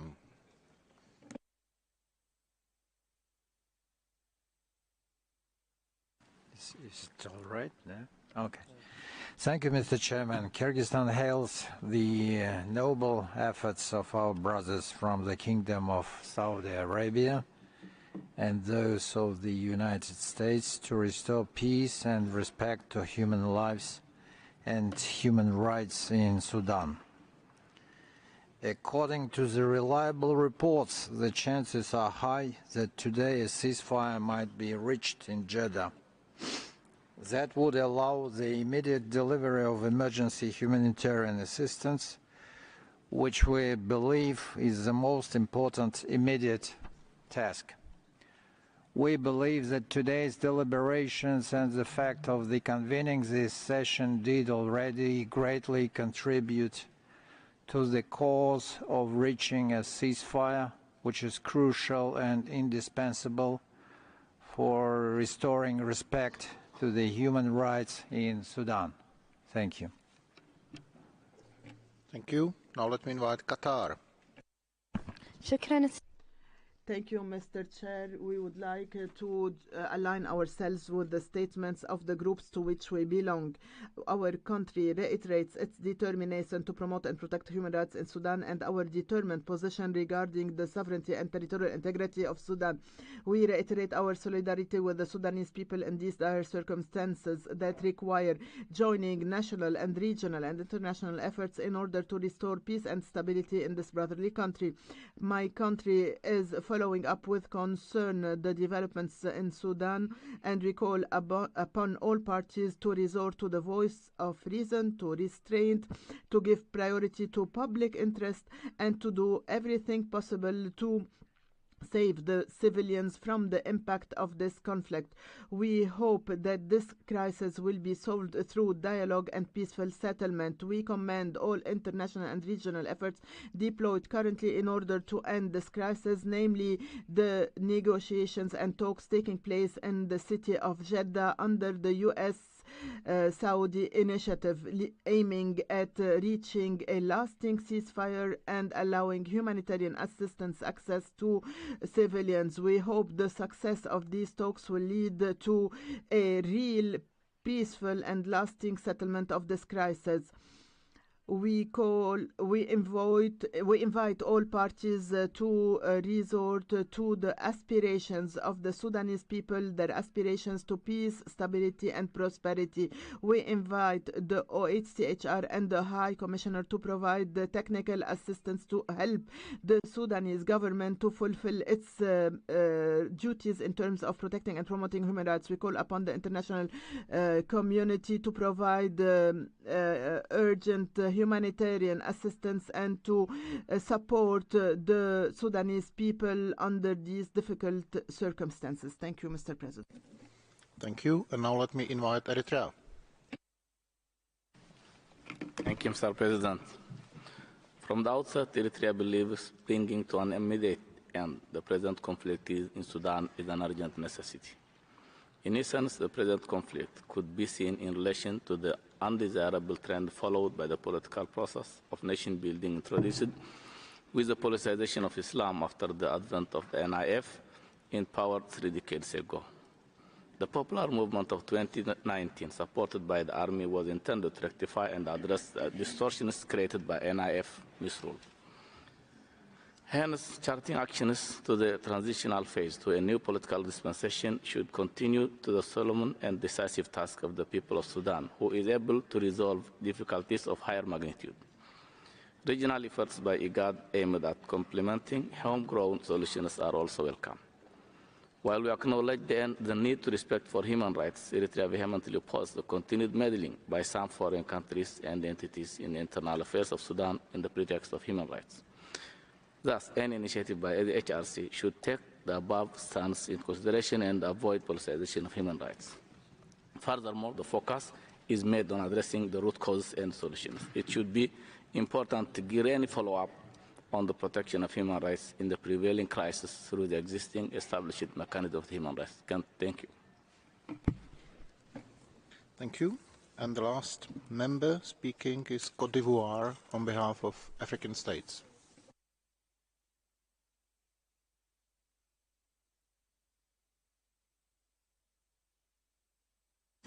Microphone, please, and start again. My apologies. President, I have the honor of delivering this statement on behalf of the Africa Group. The Africa Group is following the crisis in Sudan, and we stand in solidarity with the Sudanese people in these difficult times. We are convinced that this poses a threat to peace and human development as a whole in the region, and we support the convening of the special session, and we regret, though, that it did not receive the necessary attention from other states. We support the idea of African solutions for African problems. Therefore, we commend the mediation efforts of IGAD under the auspices of the African Union. We commend all the additional efforts that are made through deployments by regional stakeholders, and the Council should step up its peaceful initiatives alongside with IGAD. We believe that peace is the utmost priority, so a ceasefire is of the essence so as to ensure the provision of humanitarian assistance which people so desperately need in the conflict-affected areas. We call for political conciliation. We call for the negotiations under the auspices of Saudi Arabia and the United States to continue so as to uphold a ceasefire. We would like to underscore our constant support for the sovereignty and independence of Sudan, as well as the importance of dialogue and cooperation in order to protect and promote human rights. And we call for all necessary support to be given to Sudan, including political, economic, technical and development assistance, so as to help the country overcome the difficulties of a transition process. We call on all parties in Sudan to continue dialogue so as to find a consensus-based solution to the political impasse in Sudan and to lead the country towards a peaceful transition towards democracy. We welcome the cooperation from the Sudanese government with the expert of the United Nations on Sudan, and we call for this cooperation to continue. We call for the Office of the High Commissioner to continue its support to the Sudanese country and to take into account the needs and demands of the country concerned. Thank you. We will now continue with the list of speakers for observer states of the Council. The speaking time will be 1 minute and 30 seconds, and the first observer state on my list is Liechtenstein. Liechtenstein, you have the floor. Thank you, Mr. President. Liechtenstein has been among the delegations that have supported the request for this special session, since we are concerned about the outbreak of hostilities on 15 April 2023 and its subsequent escalation of violence. In particular, we are concerned about reports of serious violations of international humanitarian law, including the numerous reports of conflict-related sexual and gender-based violence, attacks against humanitarian personnel and civilians, and looting and destruction of civilian or humanitarian property. The outbreak of hostilities has led to a significant rise of people in need of humanitarian assistance and hundreds of thousands of people fleeing the violence, putting additional strain on the region. It has also severely impacted the enjoyment of human rights, including the right to life, to food, and to health. We urge the parties to the conflict to lay down their weapons and to immediately return the country to its civilian-led government. It is our joint obligation to ensure accountability for violations of international humanitarian and human rights law and to support the Sudanese people in their plight for sustainable peace, democracy, and the full enjoyment of their human rights. I thank you, Mr. President. Thank you. And let me invite Australia. Thank you, Mr. President. Australia welcomes the special session on Sudan at this vital time for the Sudanese people. Australia condemns the ongoing violence between the Sudanese armed forces and the rapid support forces, which has resulted in the needless deaths of hundreds and injury to many thousands. Reports of widespread human rights abuses and violations, including sexual and gender-based violence, are deeply troubling, as are attacks on diplomats, humanitarian officials and the premises of international organisations. We urge all parties to the conflict to uphold international humanitarian law and protect civilians. Sudan is heading for a humanitarian catastrophe. All parties must ensure urgent humanitarian support reaches those in need and afford all necessary protections to health and humanitarian workers as they seek to alleviate the widespread suffering. We commend the efforts of the international community in seeking to negotiate a permanent truce, including recent talks between the parties in Jeddah. Australia urges all parties to the conflict to permanently cease hostilities and to engage in meaningful negotiations. A negotiated solution, including a pathway to civilian rule, is the only way forward for the people of Sudan. Thank you. Thank you. I'm passing the floor to Japan. Thank you, Mr. Japan is gravely concerned about the situation in Sudan that undermined the transition to civilian rule based on the constitutional declaration following the outbreak of hostilities and the significant escalation of violence across the country since 15 April. Japan is also deeply concerned about the worsening humanitarian situation and the calls for all actors to stop the violence immediately. Japan intends to proactively address the issue of Sudan, including through the engagement facilitated by its ambassador, Special Envoy for the Horn of Africa. Furthermore, as Prime Minister Kishida stated during his visit to Africa last week, in order to respond to the worsening humanitarian situation in Sudan and its neighboring countries, Japan stands ready to provide emergency humanitarian assistance to refugees in neighboring countries and to internally displaced persons in cooperation with the international organizations. Japan strongly hopes that long-term stability will be achieved in Sudan and human rights will be protected. Japan, together with G7 and other like-minded countries, intends to support Sudanese efforts toward the restoration of the transition to civilian rule in close cooperation with the region countries and other stakeholders. I thank you. Thank you. Republic of Korea. Thank you, Chair. The Republic of Korea is deeply concerned over the ongoing armed conflict between the Sudanese armed forces and the Rapid Support Forces, which has caused a devastating impact on the human rights and humanitarian situation in Sudan. Since the outbreak of the hostilities, we have witnessed heavy fighting and airstrikes in populated areas, resulting in more than 500 deaths and forcing tens of thousands to flee, it is also troubling that a large number of civilians have been caught in the crossfire with limited access to food, water, and electricity.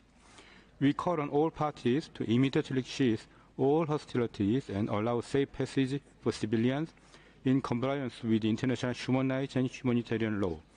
My delegation is also troubled by the tragic humanitarian situation in Sudan. The fragile security condition and attacks against aid workers continue to hamper humanitarian operations, leaving millions of people without life-saving assistance. Unhindered humanitarian access and the safety of humanitarian workers must be fully ensured. In order to avert a further deterioration of the crisis, it is crucial for all parties to silence the guns and return to the negotiation table. With its full support for the ongoing mediation efforts, the Republic of Korea reaffirmed its steadfast commitment to restoring peace in Sudan and its democratic transition. I thank you. Thank you. Monaco, you have the floor.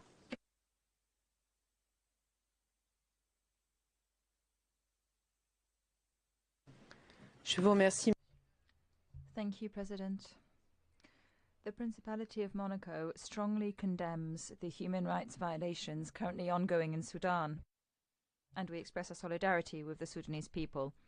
Since the 15th of April 2023, the security situation has been deteriorating in a drastic way. The escalation of violence that we are witnessing has already cost the lives of hundreds of people. Over the last 3 weeks, intense fighting has displaced several hundreds of thousands of civilians. It has led to the destruction of key public health infrastructure and is threatening to worsen the already severe food insecurity in the country. In this regard, the Principality of Monaco calls for a return to conditions that allow for immediate and unhindered access of humanitarian aid to the populations affected by the conflict. My delegation also calls on all the parties involved to put an end to the violence and to seek a political and negotiated solution so as to resume the democratic transition that was underway. In light of how serious the situation is, Monaco supported the convening of this special session and decided to co-sponsor the resolution being put before the Council. We believe it is vital to strengthen the mandate of the expert on human rights in Sudan and for the Council to be kept regularly appraised of developments in the country. Thank you. Merci à vous. Bulgaria.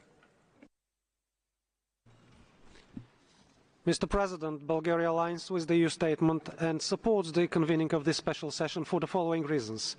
The outbreak of hostilities in the Sudan between the Sudanese armed forces and the rapid support forces and the escalation of violence across the country have led to the death of hundreds of civilians, thousands of injured, mass internal and external displacement, thus unfolding a human rights crisis and a dramatic deterioration of the humanitarian situation.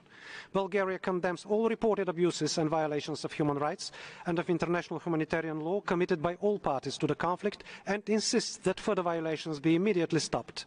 We appeal to all actors in the Sudan to take effective measures for the protection of civilians, foreign nationals, health and humanitarian workers, and of the staff of the UN and other international organizations, and ensure safe and unhindered humanitarian assistance and access to all those in need, with a focus on vulnerable groups such as IDPs, women, children, the elderly, and the disabled. Bulgaria urges all parties to the conflict in Sudan to immediately cease hostilities and engage in urgent talks to resolve the current crisis.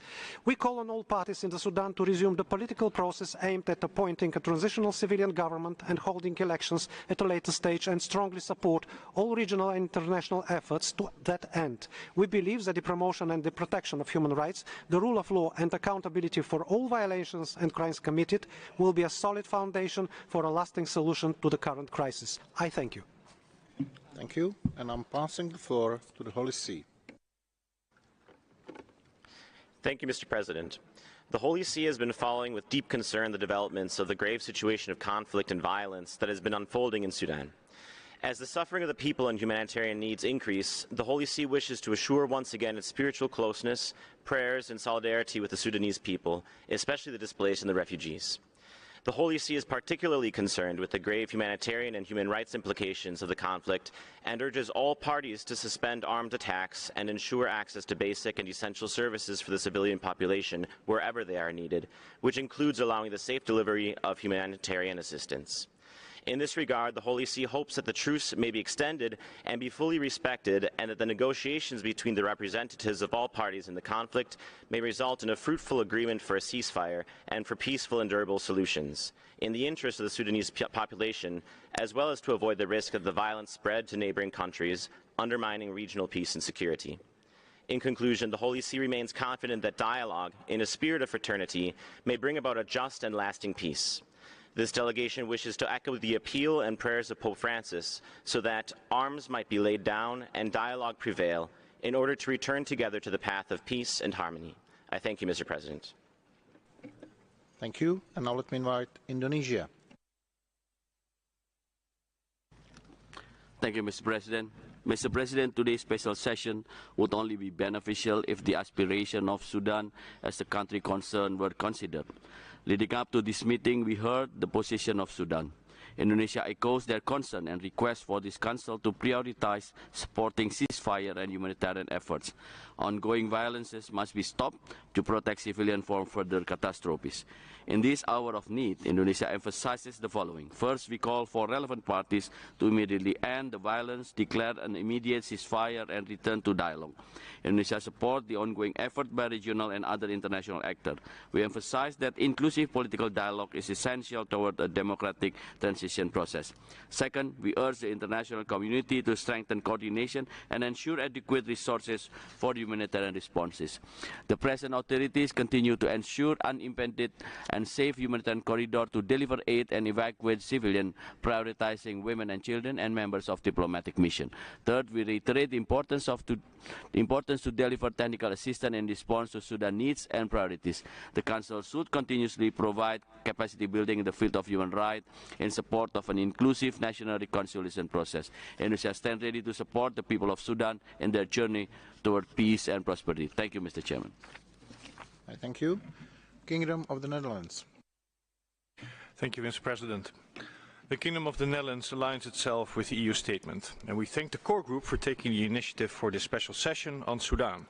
The Netherlands strongly supports the decision to enhance the mandate of the High Commissioner's designated expert. The Netherlands is gravely concerned by the use of violence by both the Rapid Support Forces and the Sudanese armed forces against the civilians and healthcare workers. An estimated 70% of the hospitals in Khartoum are closed because of the targeted attacks and shortage of supplies. The Netherlands therefore strongly condemns these violations of international humanitarian law, preventing people from basic rights such as access to food, water and care. The ongoing abuses and violations need to be documented and the evidence collected preserved so that perpetrators on both sides can be held accountable for their crimes. We urge both the SAF and the RSF to end this conflict immediately and fully abide by ceasefire efforts.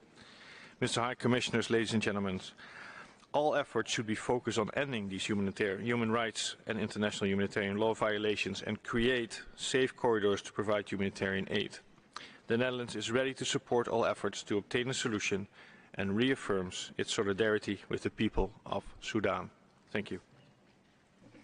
Thank you. Brazil is the next. Thank you, Mr. President. Brazil is closely following the human rights situations in Sudan. We are very concerned about the unparalleled level of violence since the outbreak of the clashes on April 15th and its impacts on human rights.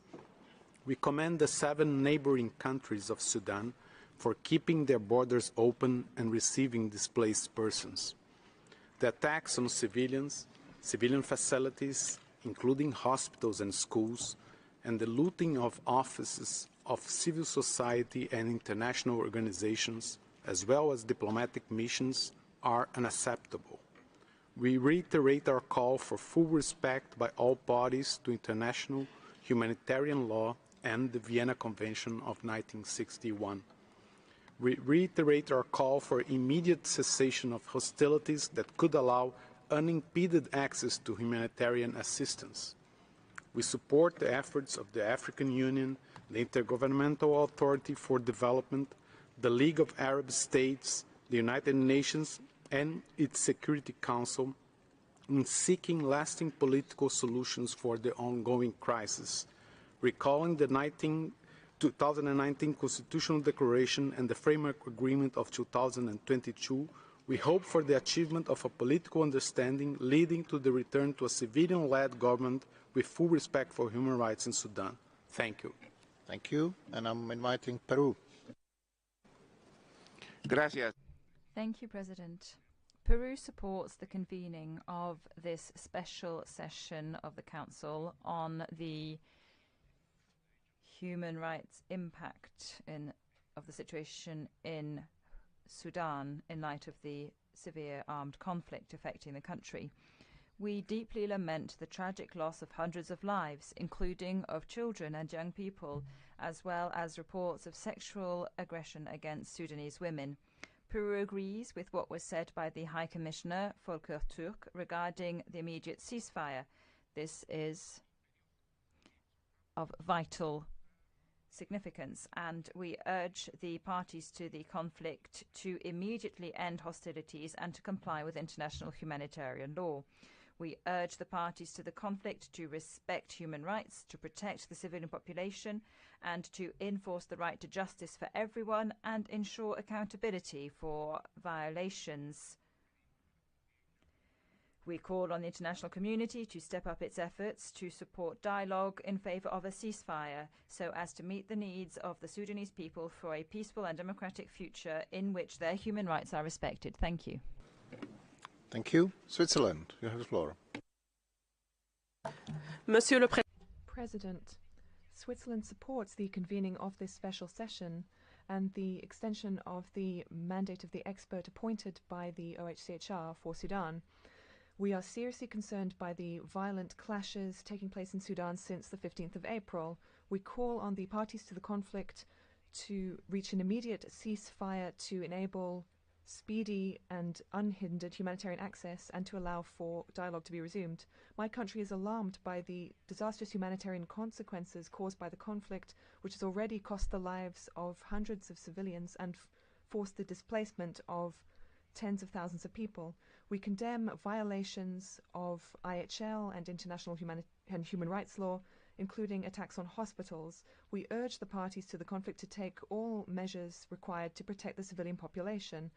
Maintaining the internet connection is also crucial to ensure that persons affected can communicate with their relatives and access reliable information and products of basic necessity and information about safe evacuation routes. Finally, Switzerland affirms its support for efforts of mediation by the international community, including by neighbouring states, partners in the region, the UN, the African Union and IGAD.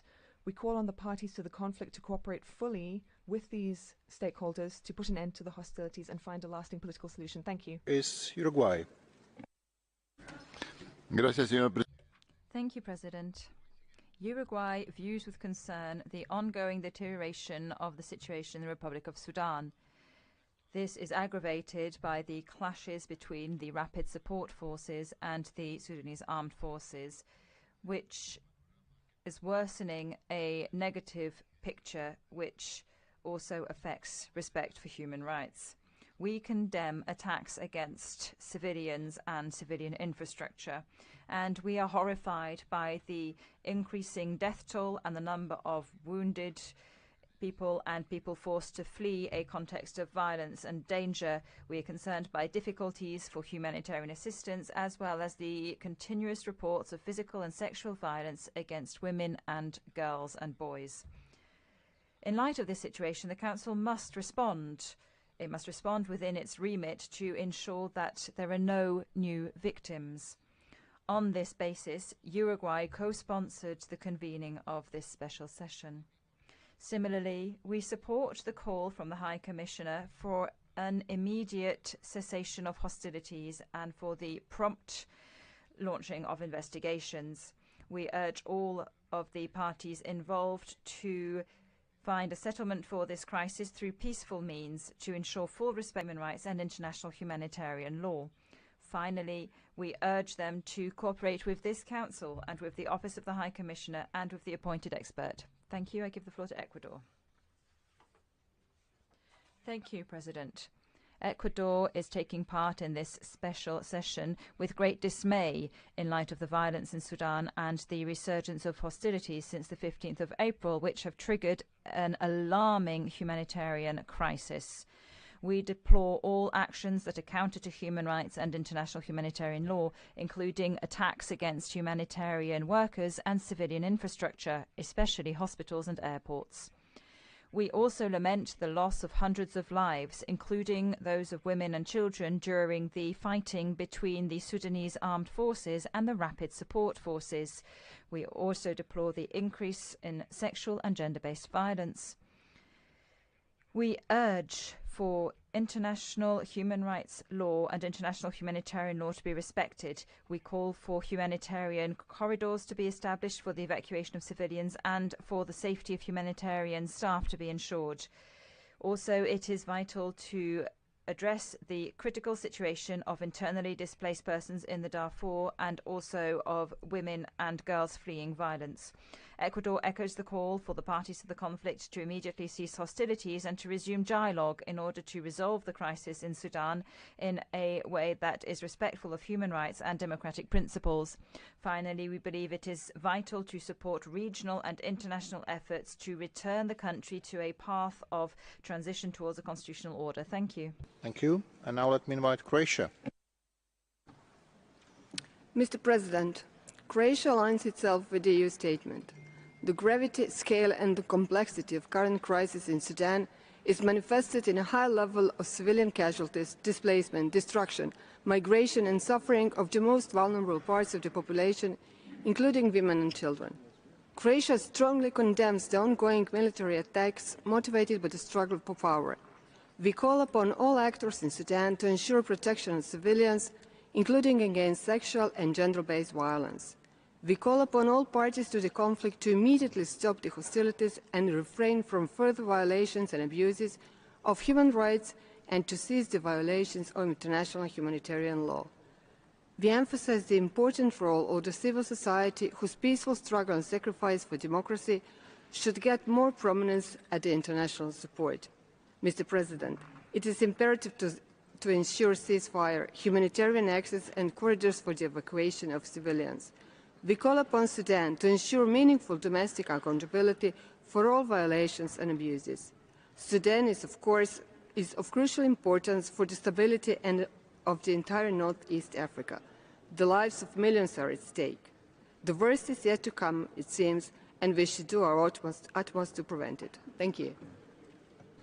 Thank you. And the next speaker is Bolivarian Republic of Venezuela. You have the floor.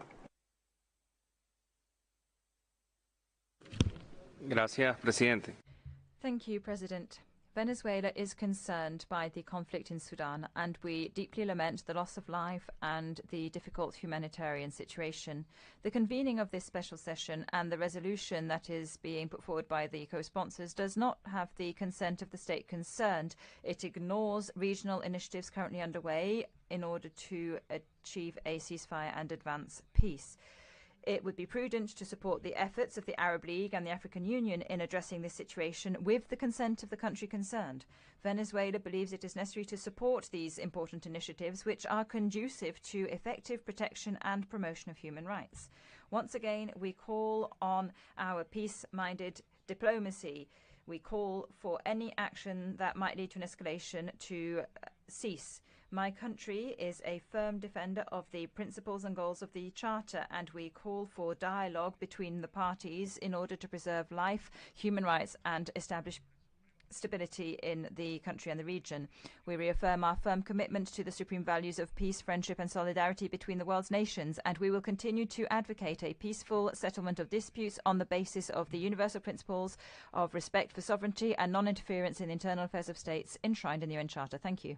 And the next speaker is Malta. Thank you, Mr. President. Malta aligns itself with the statement of the European Union. Malta expresses deep concern regarding the current human rights situation in Sudan. We deeply regret that much of the fighting has been concentrated in heavily populated parts of Khartoum and residential areas elsewhere in the country, which has exposed civilians to death and injury. We also regret the intense clashes in several states in Darfur that resulted in considerable fatalities, injuries and heavy infrastructural damage. We are also concerned with the ensuing precarious humanitarian situation experienced by those trapped and displaced by the fighting, who are unable to access basic services, medical care, food and water. We call on both parties to the conflict to ensure respect for their obligations under international humanitarian and human rights law and the protection of civilians and civilian infrastructures such as schools and hospitals. Furthermore, we are appalled by the reports of sexual and gender-based violence and call on both parties to the conflict to take all necessary measures to take preventive measures. Malta urges thorough and independent investigations into reported violations and for those responsible to be held accountable. Finally, we call on all parties to de-escalate tensions and to put shared interest of the Sudanese people first. I thank you, Mr. President. Thank you. And we continue with Cyprus. Thank you, Mr. President. Cyprus aligns itself with the statement by the European Union. Since the outbreak of hostilities, the human rights and the humanitarian situation in Sudan has rapidly deteriorated, especially impacting women and girls. We urge all parties to the conflict to immediately cease hostilities and to fully respect their obligations under international law. There is an urgent need to provide immediate humanitarian assistance to the people of Sudan. The deliberate denial and obstruction of humanitarian access is a blatant violation of international humanitarian law. Cyprus supports regional and international efforts to implement a lasting and sustainable ceasefire agreement, and we welcome all mediation efforts towards this end. Furthermore, the efforts by neighbouring states that have kept their borders open and are assisting refugees must not go unnoticed. Beyond the imperative of a lasting ceasefire, a national reconciliation process and the formation of an inclusive government promoting accountability and paving the way for the democratic transition of Sudan is an integral part of the overall solution. During evacuation efforts from Sudan undertaken recently, Cyprus was a safe transit hub, and we shall continue to contribute whenever needed by the international community in humanitarian evacuation efforts. I thank you. Thank you. And I'm inviting Ethiopia. Mr. President, Ethiopia aligns itself with the statement delivered by the representative of Cote d'Ivoire on behalf of the African group and would like to make the following remarks. Ethiopia, as a neighboring country, is gravely concerned over the ongoing fighting and appeals to both parties of the conflict to stop the fighting and allow humanitarian relief and assistance to the people that are in need. Ethiopia underscores that there can only be a political solution to the crisis and advocates for its resolution on the basis of the principle of African solutions to African problems. In this regard, Ethiopia's recent peace agreement to resolve the conflict in the northern part of the country can serve as a useful example. Accordingly, we stress on the importance of giving priority to existing regional and continental mechanisms to resolve the crisis, namely the efforts of IGAD under the auspices of the African Union. Proliferation of initiatives and mandates is counterproductive. In this connection, we find this special session to be untimely. Any new mechanism to be successful should be owned by the Sudanese themselves and be based on the consent of the concerned country on the basis of the principle of complementarity. We emphasize on the respect of Sudan's national sovereignty, territorial integrity and political independence. Finally, we wish to express our solidarity with the brotherly people of Sudan at this difficult time. I thank you. Thank you. And the next speaker is Ireland. Thank you, Mr. President. Ireland aligns with the statement of the EU. We are deeply concerned by the devastating consequences of this latest phase of conflict in a country already facing severe human rights, humanitarian and economic challenges as a result of the military coup of October 2021. Ireland condemns all attacks on local and international humanitarian personnel and humanitarian assets, the targeting of health workers, lawyers, journalists, community organisers and human rights defenders, as well as reprisals against civilians who urge an end to the war or refuse to support attainment of military objectives must end. Their work is critical to both the immediate and long-term protection of human rights in Sudan.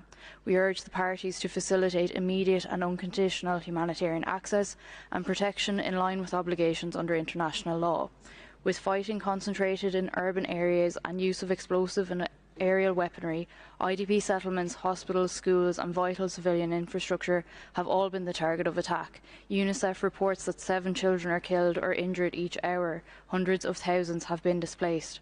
The work of OHCHR and the designated expert are vital to both preventing and ensuring accountability for human rights violations.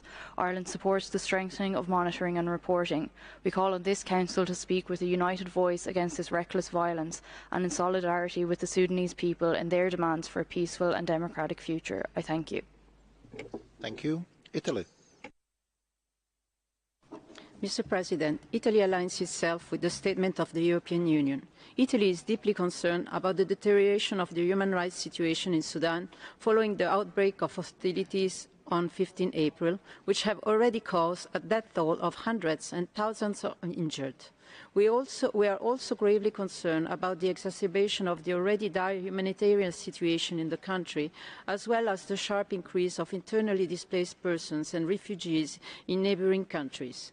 Italy calls on all actors involved to immediately end the armed confrontations, protect civilians, and refrain from attacks on civilian infrastructures, including medical and education facilities, as well to enable rapid, safe, and unhindered humanitarian access. Italy welcomes and supports all mediation efforts, including by the UN, the African Union, IGAD, and the League of Arab States, to achieve a lasting ceasefire and resume an inclusive political dialogue with a view to establishing a transitional civilian government.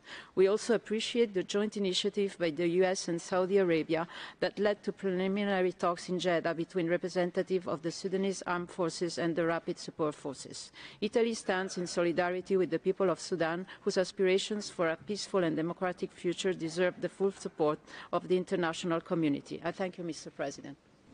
Thank you. Israel, you have the floor.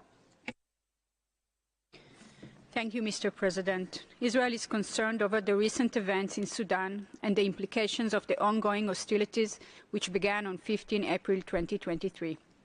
Israel calls on all parties to show restraint and to refrain from attacks on the civilian population. In addition, Israel calls on all parties to return to the path of internal reconciliation in order to conclude the process of governmental transition with a wide consensus. Mr. President, since fighting erupted in the country, Israel has been operating via various channels to reach a permanent ceasefire and welcomes several ceasefire agreements reached in the last few weeks. Israel urges all parties to respect them and reach a peaceful solution. I thank you.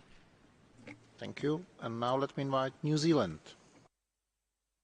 Mr. President, New Zealand is deeply concerned by the alarming human rights situation in Sudan. The many hundreds killed, thousands wounded, and hundreds of thousands displaced are a grim testimony to the toll the conflict has already taken on the people of Sudan. But these numbers tell only part of the story. The destruction wrought by the fighting has thrown the population into a humanitarian crisis, stands in the way of Sudan's transition to democracy, and imperils the human rights of the Sudanese people. New Zealand urges the parties to the conflict to negotiate and adhere to a ceasefire to alleviate human suffering, particularly by allowing access for humanitarian aid and with a view to agreeing a long-term negotiated peaceful settlement enabling the transition to civilian-led government. Mr. President, reports of human rights violations and abuses by the combatants to the conflict, including reports of sexual and gender-based violence, are deeply disturbing. It is therefore entirely appropriate that the Human Rights Council is holding this special session. New Zealand supports the resolution, which enhances the existing mandate of the High Commissioner's designated expert on human rights in the Sudan and is complementary to other international and regional efforts towards peace in Sudan. We urge all Council members to support its adoption. Thank you, Mr. President. Thank you. And now let me invite Egypt. Mr. President, my delegation aligns itself with the statements of the Arab and African groups.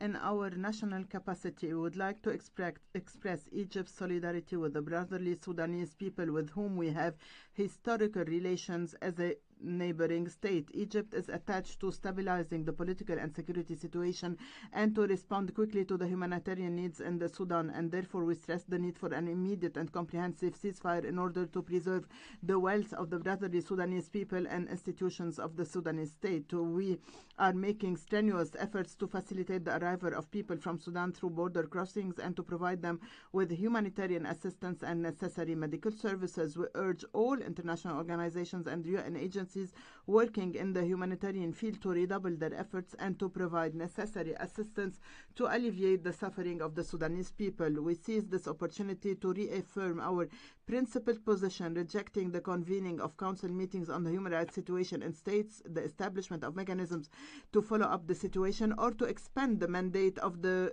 mechanisms already in place without the consent of the country concerned, especially if this country is already cooperating with the Council and its various mechanisms. Thank you, Mr. President.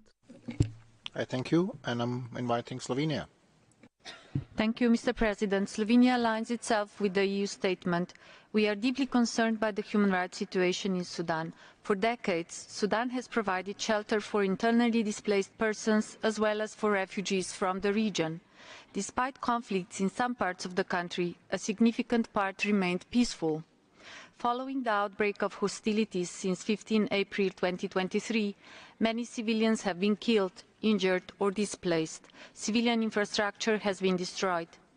The ongoing fighting between the Sudanese armed force and the rapid support forces threatens the safety and security of people of Sudan and undermines the transition towards a civilian-led transitional government. We condemn any attacks on humanitarian workers and civil society organizations and call on all parties to the conflict to comply with their obligations under international law, including international human rights law and international humanitarian law. We call on parties to the conflict to immediately cease hostilities without preconditions and to work on a political solution to end the ongoing conflict. I thank you. Thank you. Iraq is the next. شكرا السيد الرئيس. يضم العراق صوته. Thank you, President. Iraq aligns with the statement by the Arab group and the statements of the regional and political groups it belongs to. We are concerned about the evolving situation in Sudan, and we express our solidarity with the people of Sudan.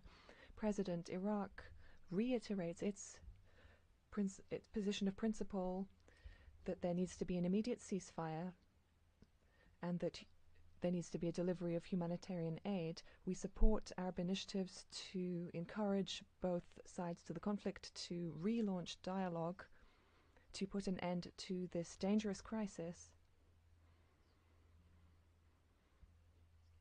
and to prevent any escalation so that the paramount interest of the people of Sudan can prevail. In conclusion, Iraq expresses its support for the territorial integrity of Sudan and warns against any foreign intervention which could destabilize the region.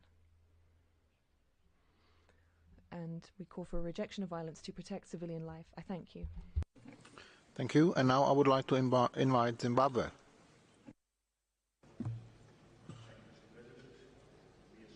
With the Africa Group statement. Like others who have spoken before us, we express our full solidarity with the people of Sudan at this extremely challenging time. We deplore the loss of life and the wanton destruction of critical infrastructure. Our collective priority, Mr. President, must be to end the fighting and to ensure secure pathways for the immediate delivery of humanitarian assistance. With regard to ongoing mediation efforts, we stress that due regard should be given to the principle of subsidiarity, and in this regard, we are fully supportive of regional mediation efforts by IGAD, the League of Arab States, supported by the African Union, prioritizing human life, the primacy of a ceasefire, and the restoration of lasting peace in Sudan. We welcome ongoing negotiations in Jeddah in this direction. We call for the mobilization of urgent humanitarian assistance, especially for the internally displaced, for refugees, and indeed for all vulnerable groups. With regard to the resolution before us, Mr. President, we reiterate our concern at the multiplicity of human rights initiatives and the continued resort to country-specific resolutions without the consent of the country concerned. Ignoring or overriding the position of the country concerned, already deeply engaged with existing HR mandates and mechanisms, may prove unhelpful and may actually serve to undermine the effectiveness of this Council in the fulfillment of its mandate. I thank you, sir. I thank you. And now let me invite Saudi Arabia. شكرا سيد الرئيس. إن جمهور Thank you, President. The Republic of Sudan and its brotherly people are going through an unprecedented crisis. We in Saudi Arabia are at their side, and we wish to see peace achieved. We call for calm and restraint while the dialogue is ongoing, and we hope that there will be wisdom and that there will be a peaceful dialogue to reach stability, economic recovery, and prosperity. Following this conflict, talks began on the 6th of May in Jeddah to strengthen international solidarity by undertaking efforts with the United States and others and the Troika. We welcome these measures to achieve an immediate ceasefire and to enable deliveries of humanitarian aid in order to restore peace and security in Sudan. We believe this is the only way, as other ways would only complicate the situation further. President, my country reaffirms the need to address the humanitarian situation in Sudan and to protect humanitarian aid, to provide for secure corridors for humanitarian aid workers, and to evacuate civilians. We have worked towards evacuating more than 8,000 people of 110 nationalities.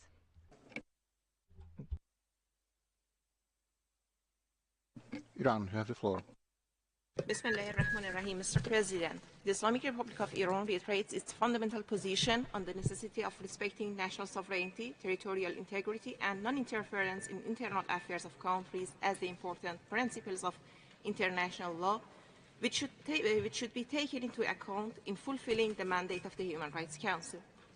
We believe strongly that the excessive use of holding special session against developing countries undermine the provisions of the Resolution 60/20 and 2051, which emphasizes on the principle of non-selectivity, objectivity, and impartiality, as well as on the genuine dialogue and cooperation as the main basis of promotion and protection of human rights, and strengthening the capacity of member states to comply with their human rights obligations. Human rights issues and the Council should not be instrumentalized as a tool of some powers for advancing their political agenda and means of pressure on the states and manipulating their internal developments. It's regretful that in this case, some foreign parties seek to play a destructive role by inciting and intensifying the crisis. Holding this special session is part of these negative interventions and will not bring any achievement for parties and people of Sudan. We re-emphasize that the only solution is a Sudanese dialogue based on internal initiatives. Bearing this in mind, we call on internal parties to stop immediately the military confrontation and look forward a peaceful solution through dialogue. I thank you, Mr. President. Thank you, and I'm inviting Russian Federation. President, we are closely following developments in Sudan. We note a deterioration of the humanitarian situation, a shortage of food and medication in many regions of the country. We call on the parties to the conflict to show political will and to take prompt steps towards a ceasefire. We believe that any disagreements can be settled only at the negotiating table. Following the end to the armed conflict, practical steps must be taken to re-establish the inter-Sudanese dialogue. To ensure that this is inclusive, it is important in our belief that this process involve all of the ethnic and religious groups of Sudan, as well as prominent regional leaders. We believe that progress in this area would be enabled by achieving a broad national consensus. Russia consistently opposes the politicization of the topic of Sudan in the HRC. Playing up this topic in the Council is counterproductive and in fact does not facilitate the settlement of the crisis in the country. Foreign imposition on the Sudanese leadership of dubious socioeconomic solutions and universal democratizing templates, and also the politicization of economic and financial assistance are unacceptable. We are convinced that the people of Sudan can and must independently resolve domestic problems. The international community and the HRC must provide all assistance in this regard. Thank you. Meanwhile, Norway. Thank you, Mr. President. President, as part of the core group, Norway welcomes this special session. And as others here today, we strongly condemn the ongoing violence and urge the combatants to agree and adhere to a ceasefire immediately. The fighting must stop now. The situation for the civilian population is catastrophic, with enormous humanitarian needs and grave human rights violations. Women and children are again likely to pay the heaviest price. We therefore call on the parties to urgently take measures to fulfill their obligations under international humanitarian law and protect all civilians, including children and humanitarian and health workers. The parties must allow and facilitate safe, unimpeded access to humanitarian assistance without delay. Norway supports all efforts aimed at de-escalating, resolving the situation and responding to humanitarian needs. We stand firmly behind the efforts of the Sudanese people to establish a democratic and peaceful future. There needs to be a resumption of the political process through dialogue and negotiations towards the establishment of an inclusive, democratic, transitional, civilian-led government. I thank you. Thank you. And let me invite Libya. شكرا سيد الرئيس. تضم بلادي صوتها إلى Thank you, President. We align with the statement of the AB Group and the Africa Group. We reiterate our solidarity with the fraternal country of Sudan in these difficult circumstances, and we stress the importance of upholding the sovereignty and independence of Sudan. And it is also important to reach a ceasefire and enable the delivery of humanitarian aid to alleviate civilian suffering. We support regional efforts to achieve a ceasefire and return the country to the path of a political settlement to re-establish stability and the democratic transition. The US and Saudi initiative, which has led to talks currently ongoing in Jeddah, is welcomed.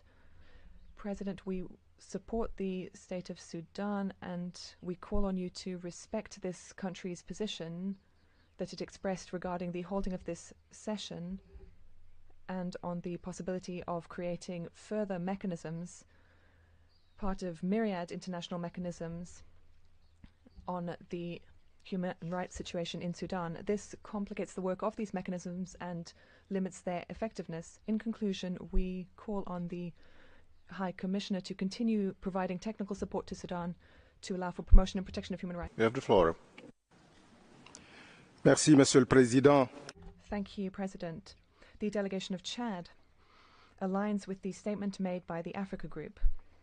As a neighboring country, Chad wishes to state its full solidarity with Sudan in this terrible trial. President, the Secretary General of the United Nations highlighted that this crisis must not spill over beyond the borders of Sudan and that it must not threaten democratic transitions and the peace processes ongoing in neighboring countries. We welcome this position. While reaffirming our commitment to the principle of subsidiarity, our country does not favor any parallel initiative, any unilateral initiative, which could stymie current initiatives which are underway. Chad also stresses that the human rights situation in Sudan is already inscribed in the agenda of the 53rd session of the Human Rights Council to be held in June. Chad therefore believes that priority should be given to achieving a ceasefire which can enable the deployment of humanitarian assistance and stop the mass displacement of populations, which has an impact on immediate neighbors. All of our prayers are with our brothers and sisters in Sudan. I thank you. Merci à vous. Je passe. I thank you, sir, and I give the floor to Niger. Thank you, President. Niger aligns with the statement made by Côte d'Ivoire on behalf of the Africa Group. and wishes to make the following comments in its national capacity. Niger reaffirms its strong commitment to human rights and its opposition to any attack on the sanctity of the human person. However, in this case, we very much question the effectiveness of the special session in the Human Rights Council to discuss the current situation in Sudan. My delegation particularly fears that this session might have a negative impact on the ongoing process, which seeks a return of peace, and on efforts by Sudan to cooperate with human rights mechanisms that already exist. This is an indispensable condition for effective management of the humanitarian situation and for better protection of human rights above all. My delegation also highlights a lack of prior and transparent consultations with the African group, of which we are president and which we have witnessed up close. Finally, Niger reiterates its support for initiatives by IGAD and by the African Union and the Jeddah process led by Saudi Arabia and the United States and others to help Sudan come out of this crisis situation. And we call on other members of the international community to assist in achieving a speedy and lasting ceasefire and to open up humanitarian aid.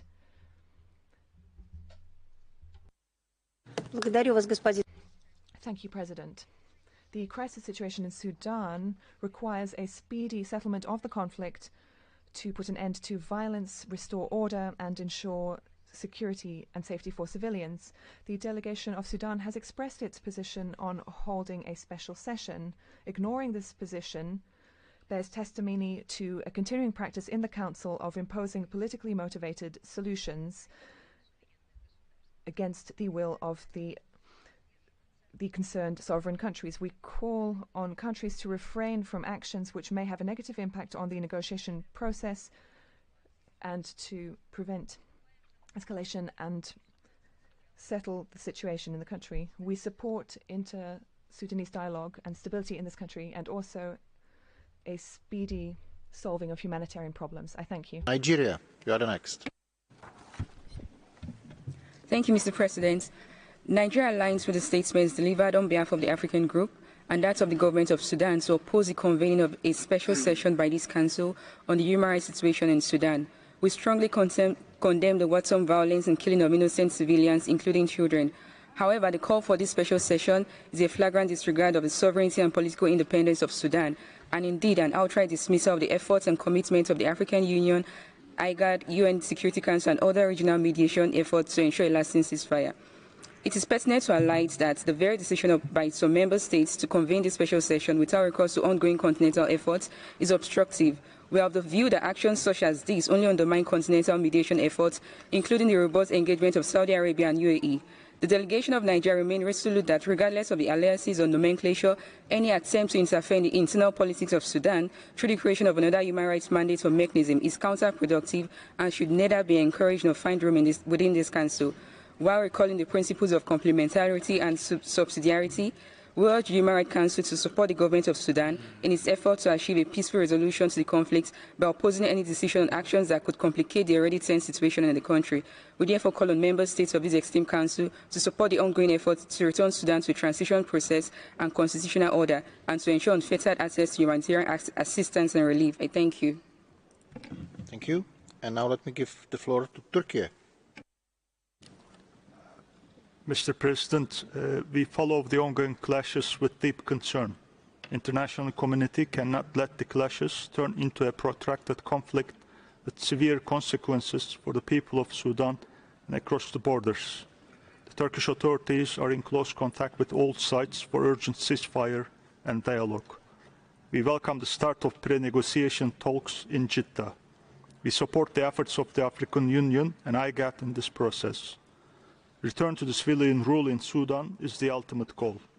Therefore, we appreciate the role played by the African Union, together with UNITAM and IGAD, towards the civilian-led government.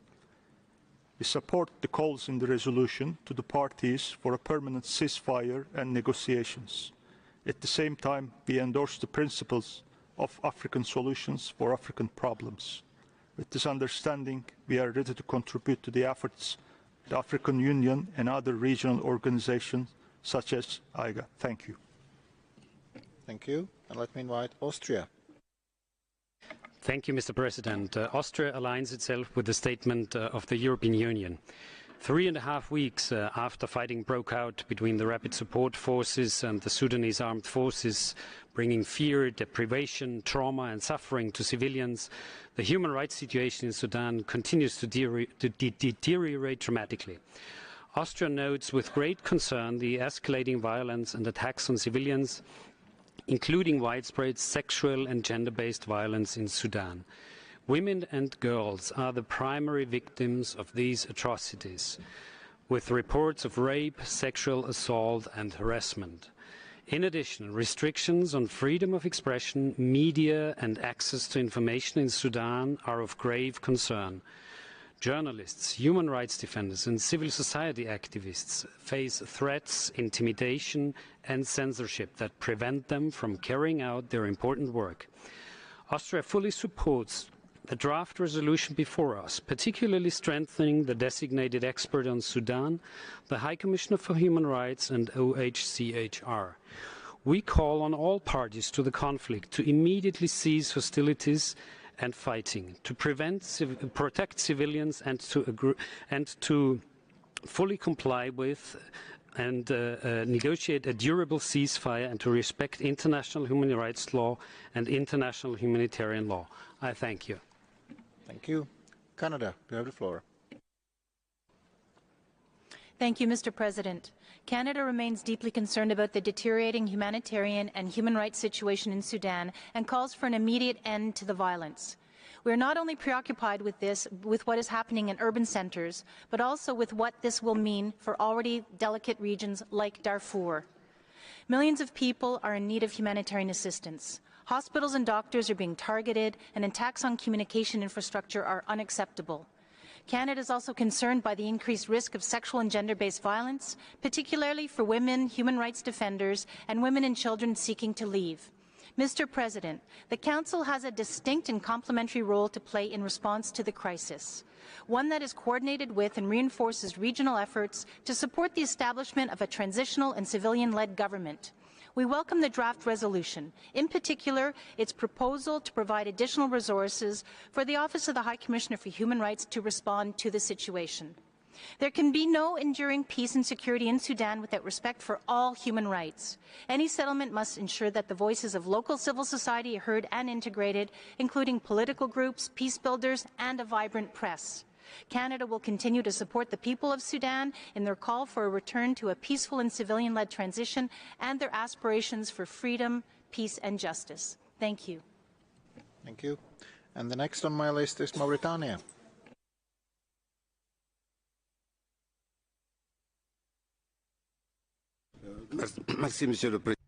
Thank you, President.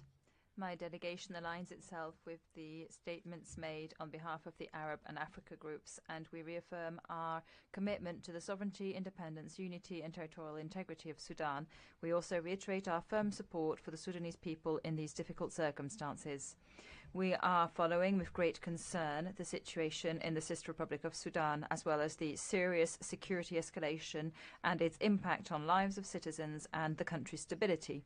We call on all parties to show restraint, to give priority to dialogue and to take into account the best interests of the Sudanese people. We are of the view that the priorities should be to promote dialogue in order to reach a ceasefire, to put an end to the conflict and tackle the drastic humanitarian situation on the ground.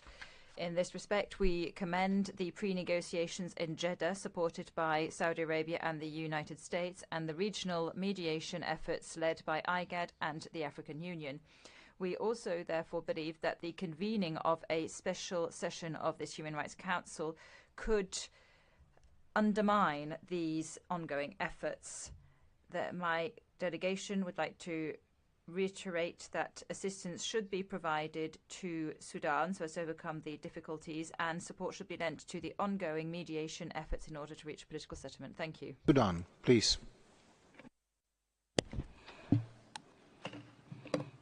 Thank you, Mr. President. The Republic of South Sudan has taken note of the reports on the current crisis in Sudan and aligns itself with the statement of the African Group. We have been closely monitoring the situation of the ongoing crisis in the sisterly country, Sudan.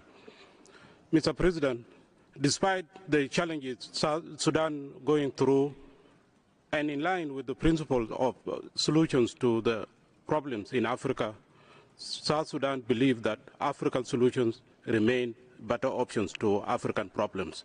And given the historical ties between Sudan and South Sudan, we have been working closely to foster and mediate peaceful political settlements with each other countries.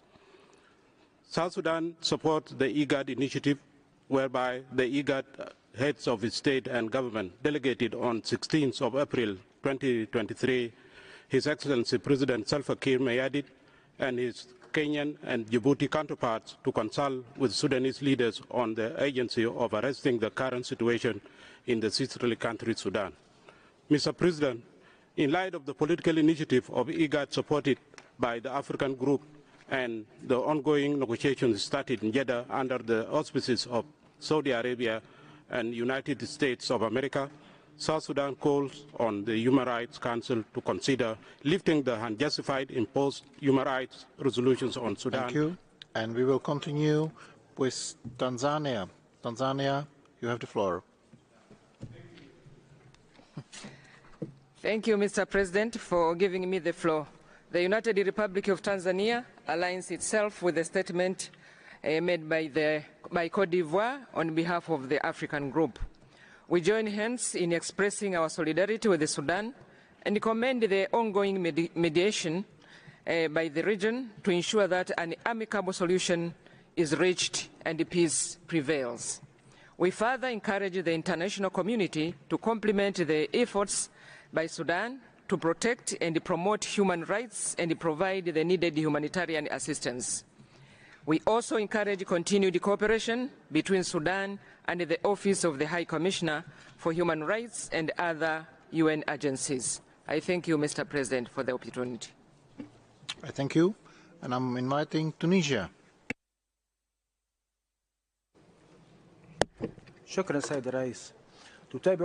Thank you, President. Tunisia is closely following the situation in Sudan, and we would like to express our concern about the security situation and its impact on the political process. We reiterate our solidarity with the Sudanese people in this difficult situation, and of course we urge everyone to stop the escalation and to return to a course of wisdom and dialogue so as to reach a political settlement. All this with a view to strengthening Sudan's stability and to helping its people. We do, of course, pay tribute to the efforts made at the international and regional levels and the negotiations in Jeddah so as to give top priority to a ceasefire and resume the political process with Sudanese ownership of that process. We would like to underscore the need to preserve the sovereignty, territorial integrity of Sudan and to ensure non-interference in domestic affairs. We also pay tribute to Sudan's cooperation with the Council. Thank you, President. Thank you. And the last observer state on my list is Uganda. Uganda, you have the floor. Thank you. Thank you, Chair. Uganda aligns with the African Group statement. As a country in the region, Uganda has continued to follow the unfortunate events in the Sudan with keen interest both at a regional and a bilateral level. We remain concerned of the deteriorating situation in the country, in particular the loss of life and destruction of property. This situation is not only creating a humanitarian crisis, but also has far-reaching implications for regional peace and security. Chair, the IGAD region has taken necessary steps to address the current situation. The leaders have agreed on a mechanism of engagement with the Sudan leadership, and we urge the international community to support the regional efforts to realize peace, security, and stability in the Sudan. We wish to echo the call by IGAD for an immediate and unconditional cessation of hostilities, de-escalate tensions, and allow unfettered humanitarian access. The most critical issue to date, in our view, is an immediate cessation of hostilities. Whereas the Council is rightfully concerned with the human rights situation in the Sudan, the question that begs is how this specific session will realize its purpose without an immediate end to the fighting.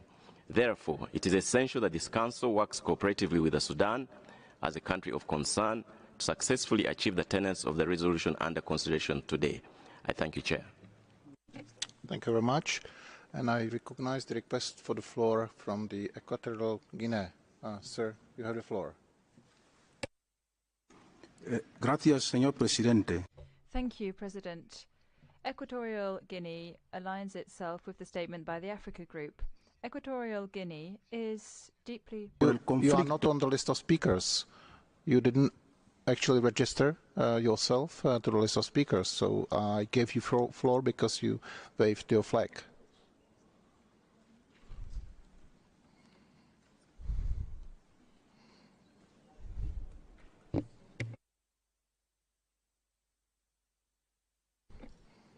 I announce 15 minutes after the beginning of the session that the list of speakers is closed, and you are not on the list of speakers.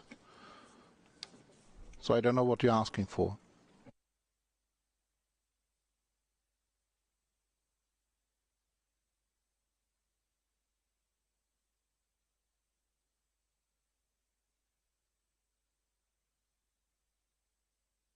Intervención. Había solicitado.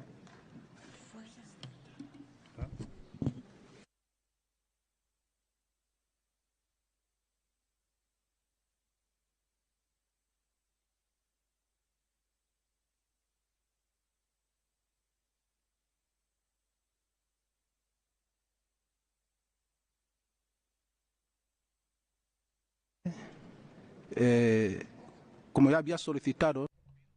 Well, I do apologize, and I would be grateful if I could make a statement. So let me ask the Council if there are any objections to that. I don't see any objections, so you have the floor, sir. Gracias. Thank you, President. The delegation of Equatorial Guinea aligns itself with the statement by the Africa Group. Equatorial Guinea is deeply concerned by the conflict between Sudanese brothers, a conflict which has already cost the lives of innocent people, with more than 500 deaths and hundreds of wounded, thousands of displaced persons. It has destroyed infrastructure, thus worsening the poverty and hunger of the civilian population. Our country, Equatorial Guinea, has always advocated for dialogue and understanding as ways out of a conflict so as to ensure genuine political stability and peace. We believe that the United Nations should better exercise its role so as to put an end to forceful seizures of power which cast aside the will of the population. Equatorial Guinea stands by the brotherly population of Sudan, and at the same time we call for the end to this deadly conflict. This conflict in which the civilian population is always the victim. We commend the United Nations efforts. Your time, and we will now continue with the list of speakers for national human rights institutions and non-governmental organizations. And the first speaker on my list is East and Horn of Africa Human Rights Defenders Project. You have the floor.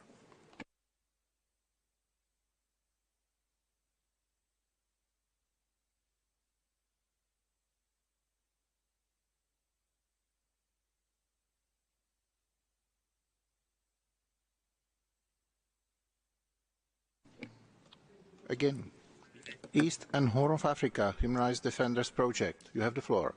Otherwise, we will skip you. Sudanese activists and human rights defenders, including lawyers, and the youth resistance committees, which have been at the forefront of supporting civilians during the ongoing conflict. The events unfolding today in Sudan are a direct result of ongoing impunity for grave human rights abuses at the expense of the Sudanese people and their right to life and self-determination. We call for an immediate end to the fighting and for the international community to support Sudan through humanitarian aid, the establishment of an investigative mechanism, and for the continued support of the Sudanese civil society in transiting to a civilian-led democracy.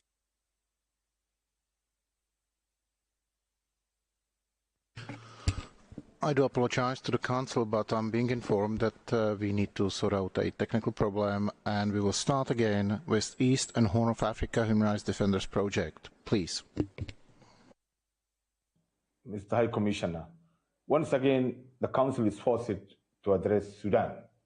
The situation is dire.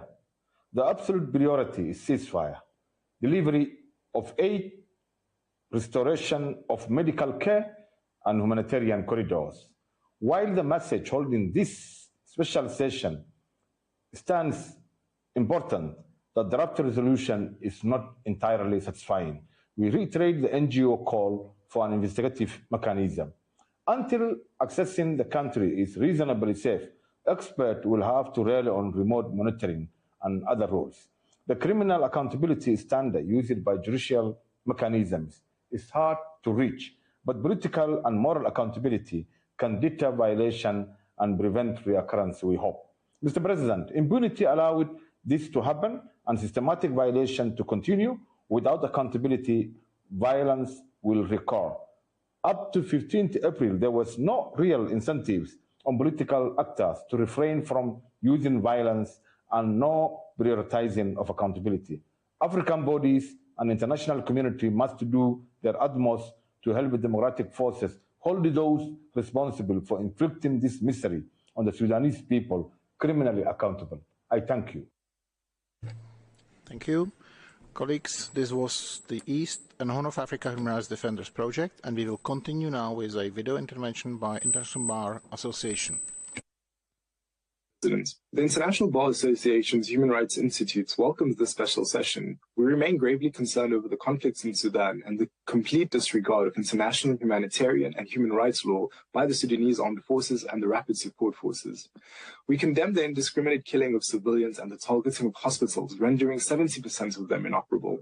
We are gravely concerned by the exacerbation of existing human rights violations, especially the increased reports of sexual and gender-based violence and the breakdown of the rule of law across the country, with civilians having to fend for themselves with the collapse of existing infrastructure, institutions, and support mechanisms. There have been reports of uniformed soldiers displacing civilians from their homes and using civilian areas as shields against military attacks. We highlight the immense difficulty experienced by Sudanese nationals attempting to flee the conflict, including the exceptionally high prices to leave the country and the lack of coordinated evacuation efforts. We commend Sudanese activists and human rights defenders, including lawyers, and the youth resistance committees, which have been at the forefront of supporting civilians during the ongoing conflict. The events unfolding today in Sudan are a direct result of ongoing impunity for grave human rights abuses at the expense of the Sudanese people and their right to life and self-determination.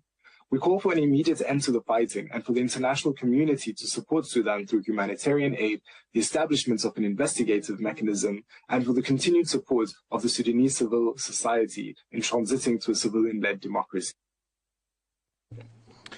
And the next video will be delivered by International Service for Human Rights. Activists and volunteers leading the response to the grave humanitarian crisis despite the imminent threat to their safety and lives, including false accusation of treason, threats for both parties in the conflict, assassination lists, and smear campaigns against defenders, including women and children. Since the start of the war, hundreds were killed and thousands injured and missing, including women and children. At least 4 women medical workers were killed. The exchange of fire between the two parties in residential areas and in front of health facilities resulted in the killing of pregnant women on their way to give birth and preventing women from seeking health care and food for their children. Sexual assaults by men in uniform from both fighting parties were reported, including at least 7 cases of rape. Cyber security alerts are increasing due to the rise in the hate speech and harassment against women activists in social media. Most essential services are not working, including electricity, water, health care, with no sexual and reproductive health care and support for SGBV survivors, and communication, internet, and banking, hindering thousands of people from leaving Khartoum. Displacement of tens of thousands of women and children increases the humanitarian crisis at the borders. We urge for an end of the war, protection of civilians, including activists, open humanitarian corridors, protection of women from SGBV, establishment of an international investigation, Now, in-person intervention from or by International Federation for Human Rights Leagues. You have the floor. FIDH, ACJPS, and SHRM welcome the holding of this special session. The violence between the SAF and the RSF has resulted in the deaths of over 530 civilians, thousands injured or subjected to sexual violence, and close to 1 million displaced. Millions more are suffering in the resulting humanitarian crisis, with the targeting of civilian infrastructure creating dire food shortages and blocking access to even the most essential of services. Health facilities and medical personnel have been targeted in violation of international humanitarian law, while escalating intertribal tensions in West Darfur risk compounding the effects of the wider conflict. An immediate, sustainable ceasefire is an essential first step in resolving this conflict. Restrictions on freedom of movement and expression and on access to information have severely obstructed civic space. Human rights defenders have been targeted with death threats and violence, while women HRDs face particular risks of sexual and gender-based violence. We unequivocally condemn the targeting of civil society, who work in precarious conditions at great personal risk to carry out essential human rights and humanitarian work. The legacy of impunity in Sudan has gone hand in hand with continued instability and conflict. Lasting peace cannot be achieved without accountability for all perpetrators of human rights violations and justice for victims. We reiterate the call of over 100 civil society organizations to establish an independent investigative mechanism. As a well-established tool in the prevention of future human rights violations, accountability cannot be delayed. The time for statements has long passed. We call on states to fulfill their responsibilities as members of the Human Rights Council and take urgent, concrete action to protect the human rights of the people of Sudan. Thank you. Thank you. And the next speaker is Human Rights Watch. Mr. President, the last 4 weeks have shown all too starkly the brutal disregard of the parties to the conflict in Sudan for the lives of civilians. They've used heavy weapons in heavily populated urban areas and attacked and bombed critical infrastructure, including water systems and hospitals, that civilians who cannot flee need for their survival. Hundreds of civilians have been killed and wounded. Hundreds of thousands have fled their homes, often at great cost. Many remain stranded at Sudan's borders. Today, we are partly here due to the global failure to address decades of security force abuses in Sudan. Impunity for atrocities by both the Sudanese army and the rapid support forces underpins the current crisis. In the world's wishful thinking that Sudan was on the right path, accountability has repeatedly been sidelined. This crisis should have set off alarms that the international approach was not working and that decisive action is needed to address the impunity that has only emboldened Sudan's warring actors. In this context, we're dismayed by the collective failure to use this session to establish an independent mechanism to advance accountability, which over 100 Sudanese regional and international civil society organizations have called for, a failure that should be corrected when the Council reconvenes in a few weeks. In the meantime, we look forward to enhanced monitoring and public reporting by the Office and designated experts, and hope they will provide guidance on concrete steps that need to be taken to prevent further abuses, protect human rights, and advance accountability. Thank you. Thank you. And now, World Organization Against Torture. Mr. President, the OMCT, the Giza Group, and the Human Rights Hub remain concerned by the ongoing conflict related to gross human rights violations in Sudan. More than 400 civilians have been killed, and thousands more are displaced without access to food, medical care, and other basic needs. Many other casualties remain unreported due to security situation and the destruction of many health facilities in Khartoum. The situation of human rights defenders is also worrisome. Journalists, doctors, human rights activists, and several aid workers are targeted by warring parties and risk their life and integrity while carrying out their duties during a conflict. Refugees and asylum seekers, particularly fleeing towards the Egyptian border and other Gulf nations, including Saudi Arabia, are blocked at the borders and encouraged to return to Sudan via Port Sudan. If nothing is done, the conflict might escalate and turn into an ethnic conflict, as it is already the case in West Darfur and White Nile State. Mr. President, as we have constantly alerted, this situation is fueled by impunity, and it is urgent to establish a UN human rights monitoring and fact-finding mission that will help identify protection gaps and formulate specific recommendations for accountability and assistance program, including the protection of civilians, refugees, IDPs, and human rights defenders. This can only reinforce ongoing regional efforts, and only justice will bring peace in Sudan. Thank you. Thank you. And we will continue with a video statement by Christian Solidarity Worldwide. Thank you, Mr. President. Military leaders continue to systematically undermine the prospects of a transition in Sudan as civilians bear the brunt of their actions. This council must stand resolutely with the Sudanese people in calling for an immediate and unconditional release, emphasizing that attacks on civilians, including human rights defenders, medical personnel, humanitarian workers, and refugees, and targeting of hospitals and places of worship severely violate international human rights and international humanitarian law and amount to a war crime which will not go unpunished. On the 17th of April, the Anglican Cathedral in Khartoum was seized and used as a military base by RSF fighters who forced 42 people sheltering there, including the Archbishop and his family, to leave the building after being physically assaulted. In Bahri, the Evangelical Church was bombed and partially burned.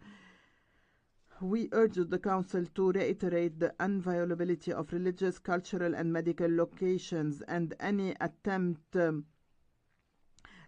restore possibility without significant civilian involvement in the peace process will prove unsustainable. Additionally, a long-term commitment by this Council to supporting promotion, protection, and fulfillment of human rights will prove to be crucial in securing a lasting peace. Delivered by Frontline, the International Foundation for the Protection of Human Rights Defenders. Frontline Defenders works to protect human rights defenders at risk. Since the eruption of fighting on the 15th of April, human rights defenders in Sudan are at increased risk of assassination and have received death threats from all parties to the conflict. Extremists have publicly called for a fatwa to kill journalists and civil society leaders. Human rights defenders face increasingly dire circumstances with dwindling supplies and unreliable access to power, the internet, and banking services. This has limited their ability to carry out their crucial work, providing support to those in need, documenting human rights violations, and reporting back to partners. They are inherently at risk of targeted retaliations. Last week, human rights defenders Mohammed Ahmed and Mohammed Jamal were abducted and tortured by the Sudanese military while providing medical assistance. Their hands were cut and their heads shaved in an apparent attempt to humiliate them before they were released. We call on all parties to immediately cease hostilities and ensure human rights defenders can safely carry out their work, including by reinstating secure communication channels and banking services. We call on the Human Rights Council to establish an international investigative mechanism to ensure accountability for human rights violations. Now, a in-person intervention by International Organization for the Elimination of All Forms of Racial Discrimination. You have the floor. Thank you, President. We welcome the convening of this special session in response to the humanitarian emergency in the country. The numbers reported on the ground are unequivocal in confirming the humanitarian crisis affecting the population as a result of continued instability for years. The utmost urgency is to guarantee humanitarian access no matter what, in accordance with humanitarian obligations. Humanitarian actors must be granted the necessary safety to intervene. We know people in need of assistance reach more than 15 million, the third of Sudan's population, and that was before the current crisis began. We had too many worrying testimonies of an already fragile economy and precarious healthcare system.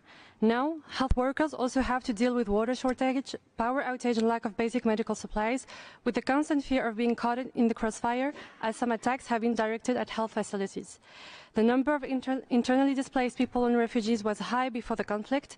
It dramatically increased in the past week. We therefore ask for urgent and prompt measures to be taken to assist the displaced and neighboring countries in this period. E4 and Geneva International Center for Justice urge all concerned parties that civilians must be assured a safe evacuation from their home and security must be guaranteed for the tens of thousands that have already left. We join the call for cessation of hostilities and respect for the principle of international law, especially the prohibition to target civilians. Thank you. Thank you. And we will continue with Amnesty International. Mr. President, we welcome the holding of this special session. At crucial moments since 2018, Sudanese people have staged waves of massive protests, oftentimes at great personal risk, to demand a system that better promotes and protects their rights. The Rapid Support Forces and the Sudan Armed Forces each have histories of committing serious violations of human rights and humanitarian law in the country, particularly in Darfur. These are forces that worked together since 2018 to crush protests and then to stage a coup against the country's transitional government in October 2021. These forces are violating international humanitarian law again, but now in their conflict with each other, as documented by us and detailed by many speakers today, causing massive suffering for civilians throughout the country. This must end. We call on all states to open safe pathways and ensure protection and support for people fleeing Sudan, and to provide prompt access to asylum and protection against refoulement. Ongoing violations in Sudan are part of a long history of impunity, and the Human Rights Council must act with ambition and in a manner complementary to other international, regional, and sub-regional efforts to help break this cycle of impunity. The Human Rights Council should establish an independent accountability mechanism along the lines called for by over 100 civil society organizations. This is what is needed and what should have happened today. We urge all delegations to support the resolution tabled as a step in the right direction and to support establishing such an independent accountability mechanism at the earliest possible opportunity. Thank you, Mr. President. Thank you. Association Maona for Human Rights and Immigration. Thank you, President. We welcome the convening of this special session and express our utmost concern for the current human rights violations, such as the killing of civilians and the indiscriminate attacks on hospitals taking place in Sudan. While the situation has been escalating over the last 2 months, we reiterate that even before the violence began on April 15th, millions of people in Sudan and neighboring countries were already highly dependent on aid. More than a third of Sudan's population is already facing acute food insecurity, and the ongoing violence is only exacerbating this crisis, notably due to the restricted access granted to humanitarian workers. In addition to the crippling economic and security crisis, the people of Sudan are subject to gross human rights violations such as arbitrary arrests and detention, unlawful attacks and killings, looting, obstruction of access to healthcare, and the forced occupation of civilian infrastructure. Geneva International Center for Justice and Mauna call on all parties to abide by their obligations under international human rights law and all relevant UN entities to take necessary measures to help those in need. We also note that what is happening in Sudan is only one example of the rise of militia and paramilitary groups in the region. Worrying situations in which powerful militias compete for and share power with the military have already been observed in other countries such as Yemen and Iraq. We reiterate our stance calling for the respect of the rule of law and the independence of national institutions. I thank you. Thank you. And now we will continue with a video statement by Mart for Peace.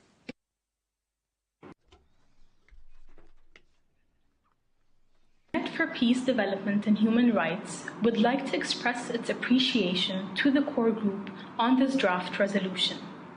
We are especially appreciative of the clause referencing to an enhancement of the interactive dialogue on the human rights situation in Sudan to include the participation of civil society and other stakeholders, as we believe that input from more stakeholders on the matter will lead to a multidimensional dialogue. Mr. President, we however believe that Operative Clause 6 requires more details in order to set out specific guidelines as to how the international community can provide protection to vulnerable populations in Sudan without risking the national security of the neighboring member states that may offer refuge. Merit also suggests adding a clause that calls for the urgent establishment of a hybrid court to prosecute individuals responsible for past atrocities, regardless of their affiliation or position, in order to deter current perpetrators from repeating these atrocities and securing guarantees of non-recurrence. Thank you, Mr. President. Thank you. Mizan Center for Human Rights, in person. Thank you, President. The increasing reports of violence and human rights violations in the conflict in Sudan are extremely concerning, which is why this special session is imperative at such a critical moment in Sudan's history.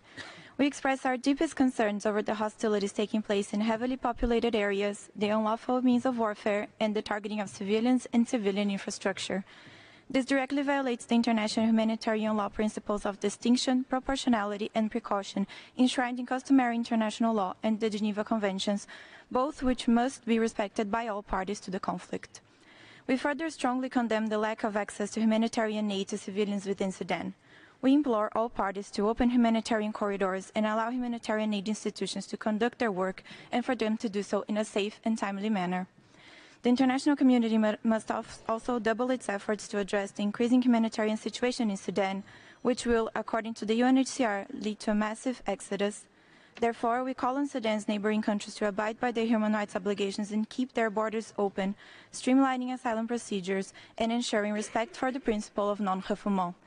Finally, Mission Center for Human Rights and Geneva International Center for Justice strongly condemn the ongoing hostilities and urge the parties to return to the negotiation table, striving to de-escalate the conflict and achieve a common and durable solution for peace in Sudan. Thank you.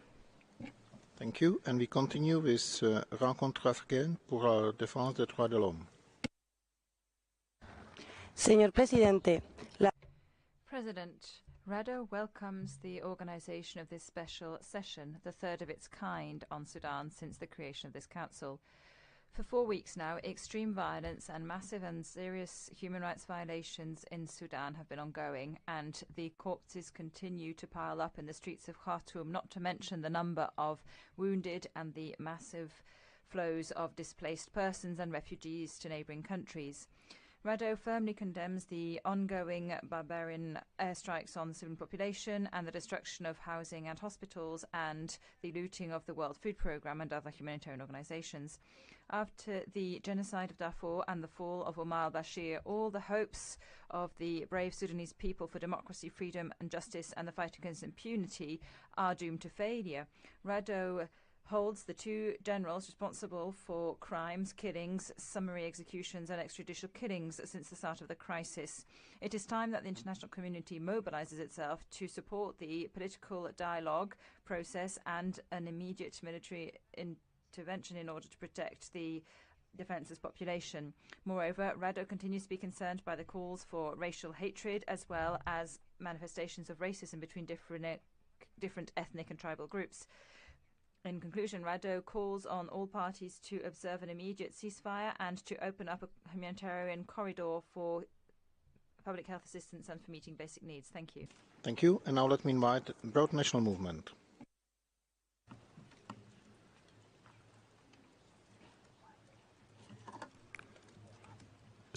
السيد الرئيس السادة الأعضاء الشكر كل الشكر لإقامة هذه. Ladies and gentlemen, we thank you for holding this special session on behalf of my colleagues. I pay tribute to the memory of martyrs, and I call on you to put an end to this absurd conflict which has been going on since the 15th of April and which is a war crime in keeping with Article 8 of the Rome Statute, which created the ICC.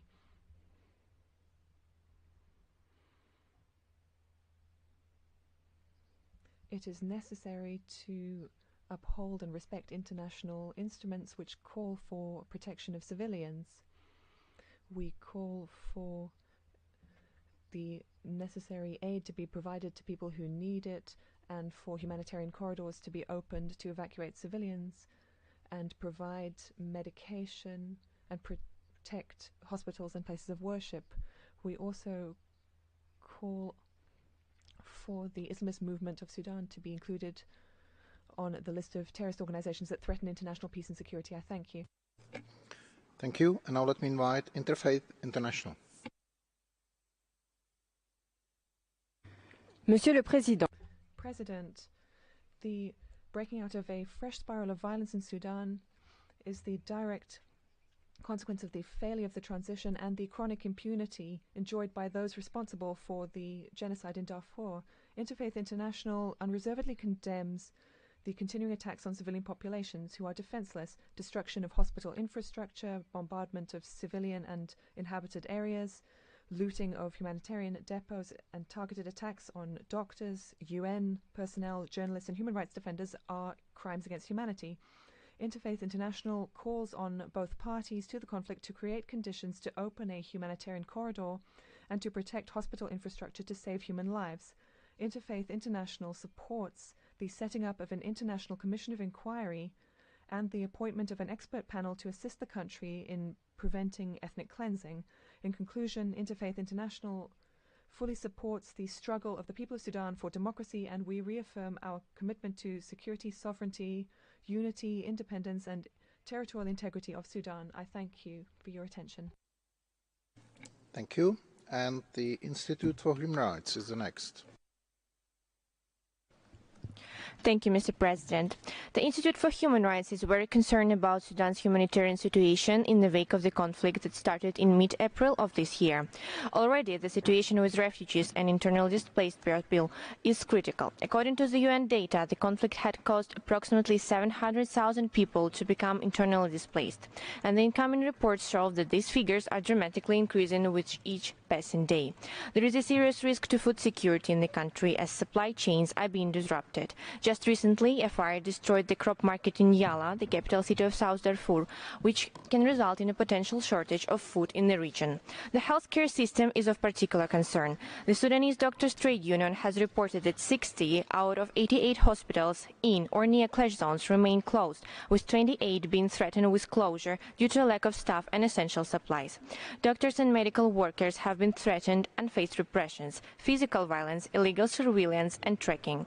Institute for Human Rights believes that international community and Human Rights Council in particular should use all the available mechanisms to facilitate a quick end to hostilities and provide rapid humanitarian assistance to the affected population. Only thus a greater humanitarian catastrophe can be averted. I thank you.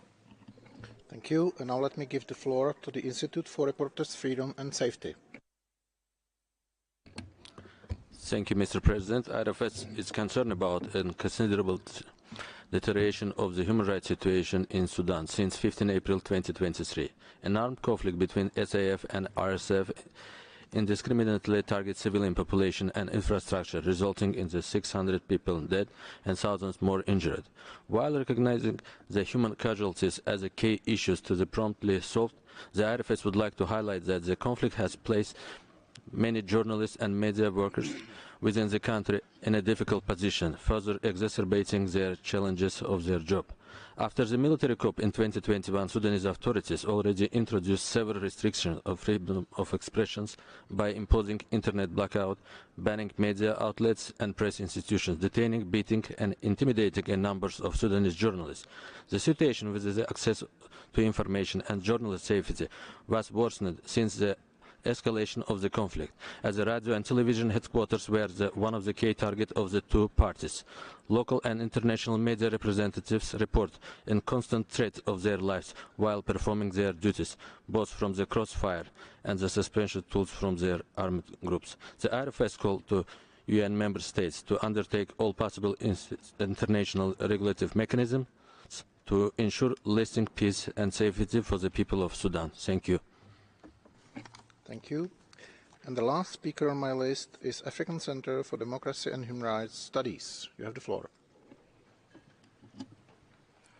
Thank you, Mr. President.